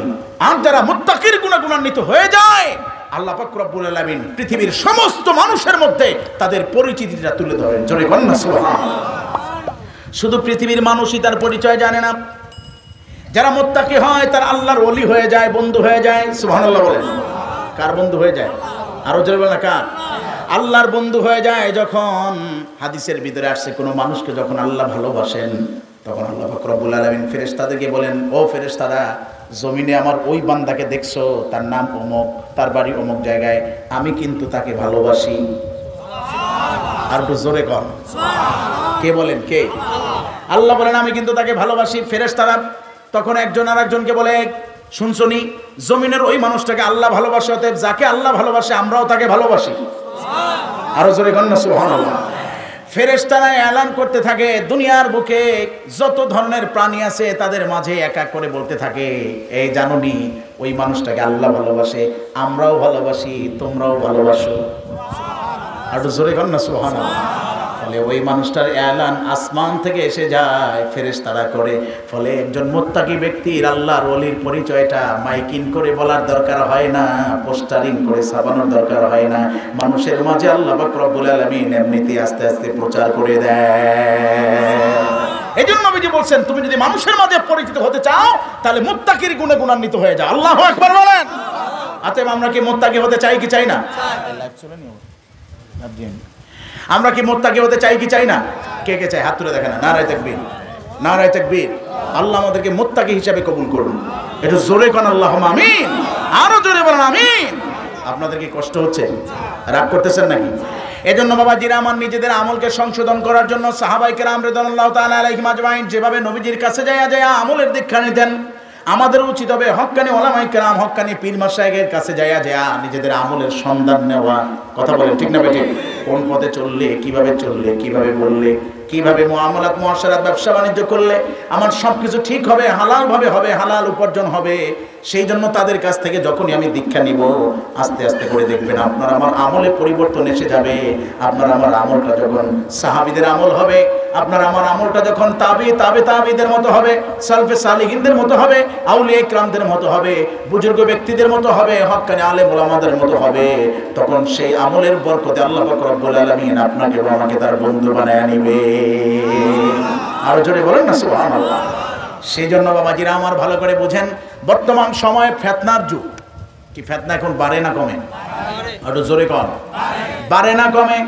দিন দিন ফিতনা বাড়তেছে, তুলনাহীন ভাবে বাড়তেছে, বেড়েই চলছে। কিয়ামতের আগ মুহূর্ত যখন আসবে ফিতনা বাড়তেই থাকবে। কথা বলে ঠিক না ঠিক? দল হয়ে যাবে 73। এই 73 দলের মধ্যে একটা দল নাজি হবে, তারা হবে আহলুস সুন্নাহ ওয়াল জামাআহ, যারা সাহাবীদের অনুসরণে দুনিয়াতে চলাফেরা করেছে। সুবহানাল্লাহ। আরো জোরে কর না সুবহানাল্লাহ। বাকি সব দল ভ্রান্ত হয়ে যাবে। অতএব আপনাকে আমাকে সেই সাহাবীদের মতো চলতে হবে, তাদের ঈমান, তাদের তাকওয়া আপনার আমার দিলের ভিতরে সেট করতে হবে। আমিনু কামা আমানান নাস। আল্লাহ বলছেন সাহাবীরা যেভাবে ঈমান আনছে তোমাদের ঈমানটাও যেন সেরকম হয়। জোরে কর না সুবহানাল্লাহ। আরো জোরে কর না সুবহানাল্লাহ। অতএব বাবাজিরা আমার, সেই লক্ষ্যে আপনার আমার জীবনটাকে পরিবর্তন করতে হবে। আমলে যদি কোনো ত্রুটি থাকে সেটাকে গুছায় আনতে হবে। আর এই জন্যই কাজ করেছেন হক্কানি পীর মাশায়েখ, হক্কানি আউলিয়া কেরাম, যুগ যুগ ধরে তারা খেদমত করে আসছেন। দিনই খেদমত, নসিহা, মানুষকে দিনে দিয়ে আস্তে আস্তে করে দিনই একটা সুন্দর পরিবেশ বাংলাদেশে তারা তৈরি করেছেন। কথা বলেন ঠিক না বেঠিক? আরো জোরে কর না ঠিক না বেঠিক? এই দেশে আউলিয়া কেরামদের অবদান ছাড়া দ্বিতীয় আর কারো অবদান খুঁজে পাওয়া যাবে কি? আরো জোরে কর। দ্বীনি ক্ষেত্রে, নসিহার ক্ষেত্রে, মানুষ পরিবর্তনের ক্ষেত্রে, মানুষদেরকে হিন্দু থেকে মুসলমান বানানোর ক্ষেত্রে আউলিয়া কেরামদের অবদান ছাড়া দ্বিতীয় আর কোনো ব্যক্তির কোনো অবদান বাংলাদেশে নাই। কথা বলে ঠিক না ভাই ঠিক? আরো জোরে বলেন ঠিক না ভাই ঠিক? ওরে ও বাংলাদেশে জানো কি রে তাহাদেরই নাম, তোমার বুকে করলো কায়েম খোদার দিন ইসলাম। ও বাংলাদেশ, সুবহানাল্লাহ বলেন। বাংলাদেশকে যদি প্রশ্ন করা হয় তোমার বুকে এত সুন্দর পরিবেশ, নামাজি, রোজাদার, একজন মুত্তাকির বেশে মানুষগুলো যে চলাফেরা করে, তাদের মাথায় টুপি, মুখে দাড়ি, পরনে সুন্নতি জামা, এরপরে তাদের চলন বলন রসুলের তরিকায়, এত সুন্দর পরিবেশ কারা করে দিয়েছে? বাংলার জমিন এক কথায় বলে দিবে তারা হলো আউলিয়া কেরাম। কথা বলেন ঠিক না বেঠে? আরো জোরে বলেন না ঠিক না বেঠে? সেতায় শুয়ে শাহজালাল, শাহ কামাল খান জাহান, শাহ মখদুম, শাহ আমাল, জিন্দা আলী, শাহ সুলতান, নিজামপুরি, পীর কারামত, পীর শরীয়ত, পীর নেসার, এ দেশ তাদের সামনে চলো, আল্লাহ সহায় ভয় কি আর। নারে তাকবীর। টিকি ফেলে মাথায় টুপি, ধুতির বদলে পাজামা, দাড়ি ঘিনকে দাড়ি দিল, মাথায় পড়ালো আমামা, নামের আগে সিরি মুছে কে জুড়িল মুহাম্মদ। মুসলমান মসজিদে যাও, লক্ষ্মী পূজা দাও রে বাদ, নাইবে নবী করতে এদের ধরা দিল কে বাংলায়, নেসার নামের সেই মুজাদ্দিদ শুয়ে আছে সারসিনায়। ঠিক না বা ঠিক? এভাবে অসংখ্য আউলিয়া কেরাম এই বাংলাদেশ আবাদ করেছেন। আজকে দুঃখজনক বিষয় হলো, কারা বাংলার জমিন আবাদ করলো, কারা ফল গাছ লাগাইলো, কদু গাছ লাগায় কে আর কদু খায় কে, মোল্লার খবর নেই। কথা বলেন ঠিক না বেঠে? কারো সিলায় সিন্নি খাইলা, মোল্লা চিনলা না। আউলিয়া কেরামের চাষা ভূমি পাইয়া এখন তুমি নতুন ভাবে একটা চাষ দিয়েই শুরু করছো, এটা নাই ওটা নাই, এটার দরকার নাই ওটার দরকার নাই। অলিরা পীরেরা দেশটারে ভাজ্যে খাইছে। কি কথা বলে না? হক্কানি পীর মাশায়েখদের উপর একটা তহমত লাগাই দিছে যে বাংলাদেশে এত পরিমাণে পীরেরা সব শেষ করছে। কারা কি করলো আর কাদেরকে কি বলতেছ? তোমার বাপদাদারে মুসলমান বানাইলো কারা? তুমি কাদের উচিলে নামাজ চিনলা, আজকে তাদেরকে উপরে তহমত দিলা। হ্যাঁ, তবে যেটা হক সেখানে আবার না হক কিছু লোক আছে না নাই? কথা বলে না কেন? আছে না নাই? আছে। সেখানে না হক কিছু লোক আছে, থাকবেই। যেটার এক নম্বর আছে সেটার দুই নম্বর বাংলাদেশে বাইরেছে না বাইরে নেই? অন্য কোনো দেশে না থাকলেও অন্তত পক্ষে বাংলাদেশে আছে। কি আমি কি ভুল কইছি না ঠিক কইছি? আচ্ছা বলেন তো দেখি, বাটা জুতা বাংলাদেশের সব মানুষ এক নামে চেনে না? বাটার দুই নম্বর আছে না? রাটা আছে, হ্যাঁ টাটা আছে। তাহলে এক নম্বর বাইরে এসে এটা দুই বাইরে গেছে। এরপরে আপনার দেখেন অ্যাপেক্স জুতা, দাম বেশি না কম? বেশি, মানুষের আকর্ষণ বেশি। চাকায় দেখেন অ্যাডেক্স, অ্যাপক্স, কি বাইরেছে না বাইরে নেই? বাইরে গেছে, অলরেডি বের হয়ে গেছে, অলরেডি বের হয়ে গেছে। আপনি দেখবেন এই কিছুদিন আগে বরগুনা বের হয়েছে ঢাকা জর্দা। কি জর্দা? ঢাকা জর্দা। এত পরিমাণে মার্কেট খাইছে যারা জর্দা খায়। এই দেখলাম যে এখন উপরে লেখা আছে ঢাকা জর্দা, পাশে আবার লেখা আরিফ। নাম কি? আরিফ, কিন্তু নাম কি ঢাকা ঠিকই আছে। এখন যে ওই মনে করে যে কয় তো ঢাকা জর্দা দেন, ধরাই দেয় আরিফ জর্দা, বলকে ওটা এক নম্বর না, ওটা দুই নম্বর। কথা বুঝছেন নাকি? এইরকম আপনি দেখেন বাংলাদেশে। এই জন্য কিছু কিছু বিষয় আছে, কথাটা যদিও হাস্যকর তারপরও বলে ফেলি, বাংলাদেশে এখন দুই নম্বরটা যদি কেনেন তাইলে মোটামুটি ঠিক আছেন আপনি, ওটার মধ্যে ভেজাল দিতে পারবেন না। আমার এক মামা আছে, এর কাছে জিজ্ঞেস করছি, এটা দেখি প্রতিদিন ওই মানে প্রায় আপনার খোলা তেল নিয়ে আসে। কি তেল? এখন বলে আপনি খোলা তেল বোতলের ডাস হয়ে দেন না, ওটার মধ্যে ভেজাল, দুই নম্বরটা কিনবো, ওর মধ্যে কোনো ভেজাল নেই। কথা বোঝেন নাই? কিনবো কয় নম্বরটা, ওটার মধ্যে ভেজাল আছে, ওটার মধ্যে ভেজাল নাই, কিন্তু এক নম্বর জায়গায় যেটা বেছে ওটার মধ্যে ভেজাল থাকতে পারে। এই জন্য সে সবসময় পাম তেল কেনে, ওটার মধ্যে কোনো ভেজাল নেই। কথা বুঝছেন? এখন বাংলাদেশের অবস্থাটা এরকম হয়ে গেছে। কেউ আছে দর বেশ আর কেউ আছে ধরে বেশ। কি কথা পান না? কেউ আছে কি দর বেশ আর কেউ আছে কি ধরে বেশ। একটা হলো মারে ফত আর একটা হলো মরার পথ। কথা বুঝেন নাই? একটা কি মারে ফত আর একটা কি মরার পথ। শুনতে কিছুটা একই, কাছাকাছি। শুনতে কিছুটা কি কাছাকাছি। একটা জিনিস মনে রাখবেন, কোন পীর ভণ্ড হয় না, ভণ্ডরা পীর সেজে ভণ্ডামি করে। কথা বলেন ঠিক না ঠিক? আরো জোরে বলেন ঠিক না ঠিক? পীর কখনো ভণ্ড হয় না, ভণ্ডরা পীর সেজে ভণ্ডামি করে। অতএব বাংলাদেশে যত পীর আছে, হক্কানি পীর মাশায়েখ, তাদের ভিতরে ভেজাল নাই, কিন্তু যাদের ভিতরে 2 নম্বরই আছে তারা পীর সেজে 2 নম্বরই করে। কথা বলেন ঠিক না ঠিক? পীর সাইজা মানুষকে ধোঁকা দেয়। অতএব চিনতে হবে, বুঝতে হবে যে পীর সাজে কারা, পীর সাজে কারা, এদেরকে ধরতে হবে, এদেরকে ধরতে হবে যে পীর সাজে কারা। কারণ এটার ভিতরে ব্যবসা ভালো। কি কথা বুঝেন নাই? আমরা একজন ব্যক্তিকে, হক্কানি একজন আলেমকে আমরা দেখা হইলে মোসাবা করি, তার হাতে 100 টাকা 50 টাকা সাধ্য অনুযায়ী একটু হাদিয়া দেই। কেন দিই? মনের খুশিতে। কথা বল না। সে আমার কাছে চাইছে, জোর করছে, আমার টাকা দাও এটা বলছে, বলে নাই। দেই কেন? মহব্বতে। একজন আলেমের সাথে আমার মহব্বত যেন বাড়ে, এটা নবীজির সুন্নাত। তাহাব্বু তাহাদু, মানে হাদিয়ায় মহব্বত বাড়ে। সুবহানাল্লাহ বলবেন না? আপনাকে একটা থিওরি আমি শিখাই দিই। যার সাথে আপনার একেবারে চরম দুশ্মনতা আছে, চরম দুশ্মনতা, মাঝে মাঝে সালাম দিয়েন, আর একটু চা খাওয়াইবেন, আর হাতে 2-4-10 টাকা একটু দিয়ে দেখেন, হাদিয়া দিয়ে দেখেন, দেখবেন যে আস্তে আস্তে ওই ব্যক্তি আপনার বন্ধুতে পরিণত হয়ে। কারণ এটা সুন্নতের আমল। কথা বুঝেন নাই? এটা কিসের আমল? সুন্নতের আমল। যার সাথে আপনার দুশ্মনী আছে, আপনি মাঝে মাঝে তাকে একটু হাদিয়া দিয়ে দেখবেন যে দুশ্মনী আর থাকবে না। তবে দিবেন যে সুন্নতের খেয়ালে দেবেন, তাকে আপন করার জন্য দিবেন না। কিসের নিয়তে দিবেন? সুন্নতের নিয়তে, যে আমি একটা সুন্নতের আমল করি, হোক আমার দুশ্মন, কিন্তু আমি একটা সুন্নতের আমল করতেছি। আমি একটা তাকে জায়নামাজ হাদিয়া দিলাম, একটা টুপি হাদিয়া দিলাম, একটা তসবি হাদিয়া দিলাম, একটু আতর দিলাম। কথা বুঝেন নাই? বর্ষে একটু চা খাওয়াইলাম, এটা খাওয়াইছি সুন্নতের খেয়ালে। আমি তাকে মহব্বত, সে আমাকে মহব্বত করুক আর নাই করুক, আমি নবীজির সুন্নত হিসেবে তাকে মেহমানদারি করাইলাম, তাকে হাদিয়া দিলাম। কথা বলেন ঠিক না ভাই ঠিক? আস্তে আস্তে দেখবেন সে আপনার বন্ধুতে পরিণত হবে। যদি না হয় তারপরে বলেন, যদি না হয় তারপরে বলেন। তা একজন হক্কানি আলেমকে কিংবা একজন হক্কানি পীর মাশায়েখকে আমরা হাদিয়া দেই মহব্বতের জন্য। কথা বলেন ঠিক না ভাই ঠিক? ভালোবাসার জন্য। সে আমার কাছে জোর করে নাই। এখন এইটা তো ওই অসাধু ব্যক্তি চাই দেখছে, আরে ওনার হাতে 100 টাকা 200 টাকা গুঁজে দিছে, তাহলে আমি যদি তার মতো একটু ভান ধরতে পারি, তাহলে তো আমার হাতেও আসবে। কি কথা বুঝেন নাই? তাইলে তো আমার হাতেও আসবে। সেই জন্য কিছু লোক বাংলাদেশে এভাবে ভণ্ডামি করতেছে। আর ইতিমধ্যে বাংলাদেশের অনেক মানুষ তাদেরকে চিনেও ফেলে যে কারা হক আর কারা বাতিল। কথা বলেন ঠিক না ঠিক? চিনে কি চিনে না? চিনে, অনেকেই চিনে, আবার অনেকে ধরতে পারে না। যারা ধরতে পারে না তারা তো দোগায় পড়ে যায়, ধাগায় পড়ে যায়, বাস উল্টোপাল্টা হয়ে যায়।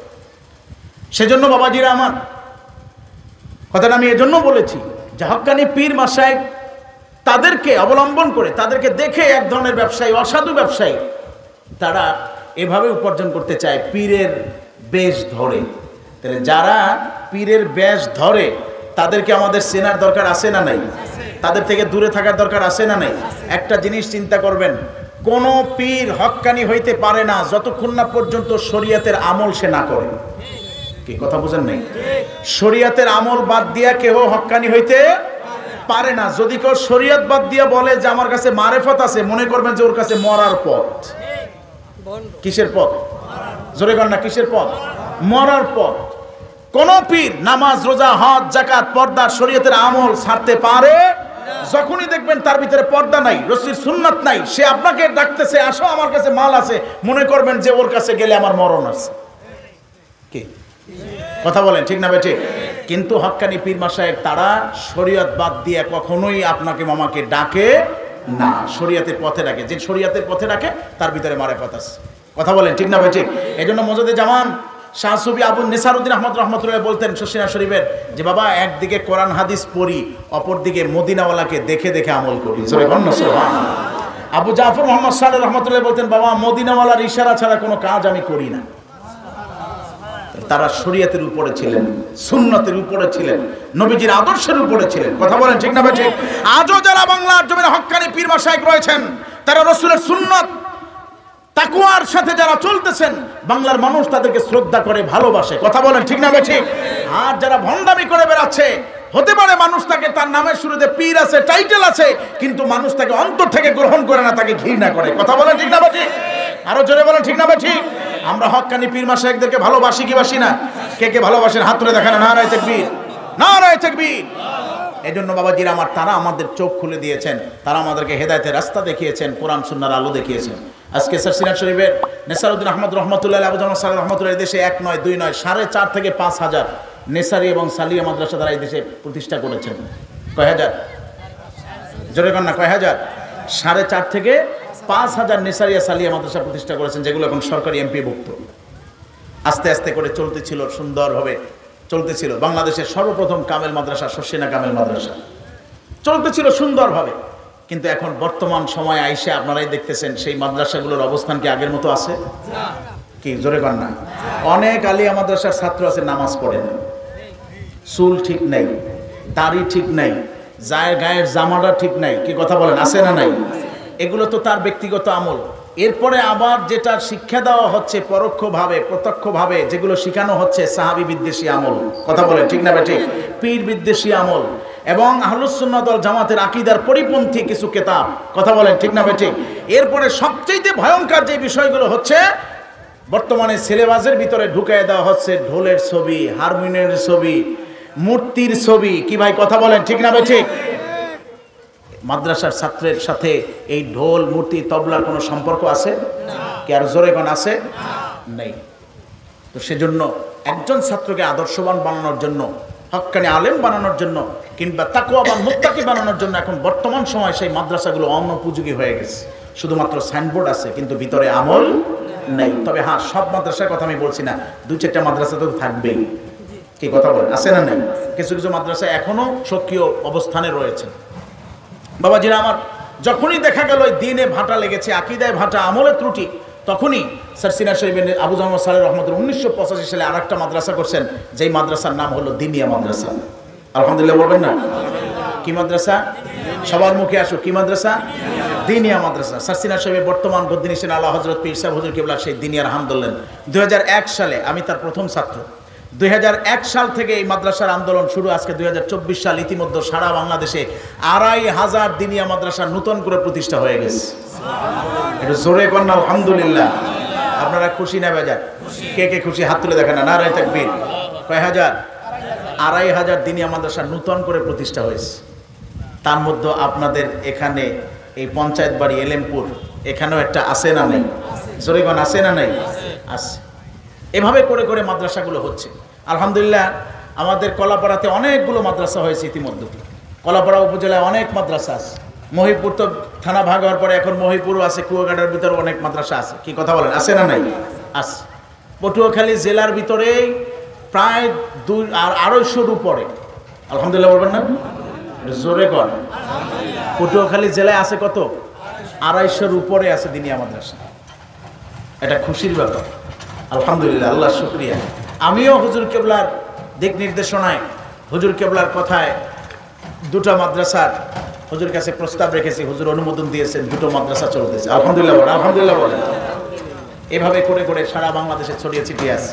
তো এই মাদ্রাসাগুলো দ্বীনি পরিবেশ, সুন্নতি আমল, লেবাসে, পোশাকে, সিরাতে, সুরাতে, আদবে, আখলাকে, তাকওয়ায়, পরহেজগারিতে, সব দিক থেকে আপনার আমার সন্তান যেন হক্কানি আলেম হতে পারে, সেই জন্য এই মাদ্রাসার প্রতিষ্ঠা, সেই জন্যই এই মাদ্রাসা প্রতিষ্ঠিত হয়েছে বা করা হচ্ছে। এ ভাই, আপনি কি চান বা আমি কি চাই আমার মৃত্যুর পরে আমার সন্তান আমার জন্য দোয়া করুক? কি চাই? কে কে চাই? আমার কবরের পাশে দাঁড়ায় একটু মোনাজাত করুক, নামাজের পরে আমার জন্য একটু দোয়া করুক, চাই কি চাই না? বর্তমান সময়ে সেই দোয়া কিন্তু আস্তে আস্তে উঠে যাচ্ছে। কবর জিয়ারত নাই, নামাজের পরে দোয়া নাই, কি কথা বলে না কেন? কোরআন খতম নাই, এগুলো দরকার নাই। কিন্তু যেইগুলো মরণের পরে মৃত্যু ব্যক্তির আমল নামে পৌঁছে দেওয়া হবে, সেই আমলগুলো আস্তে আস্তে কাট করে দেওয়া হচ্ছে।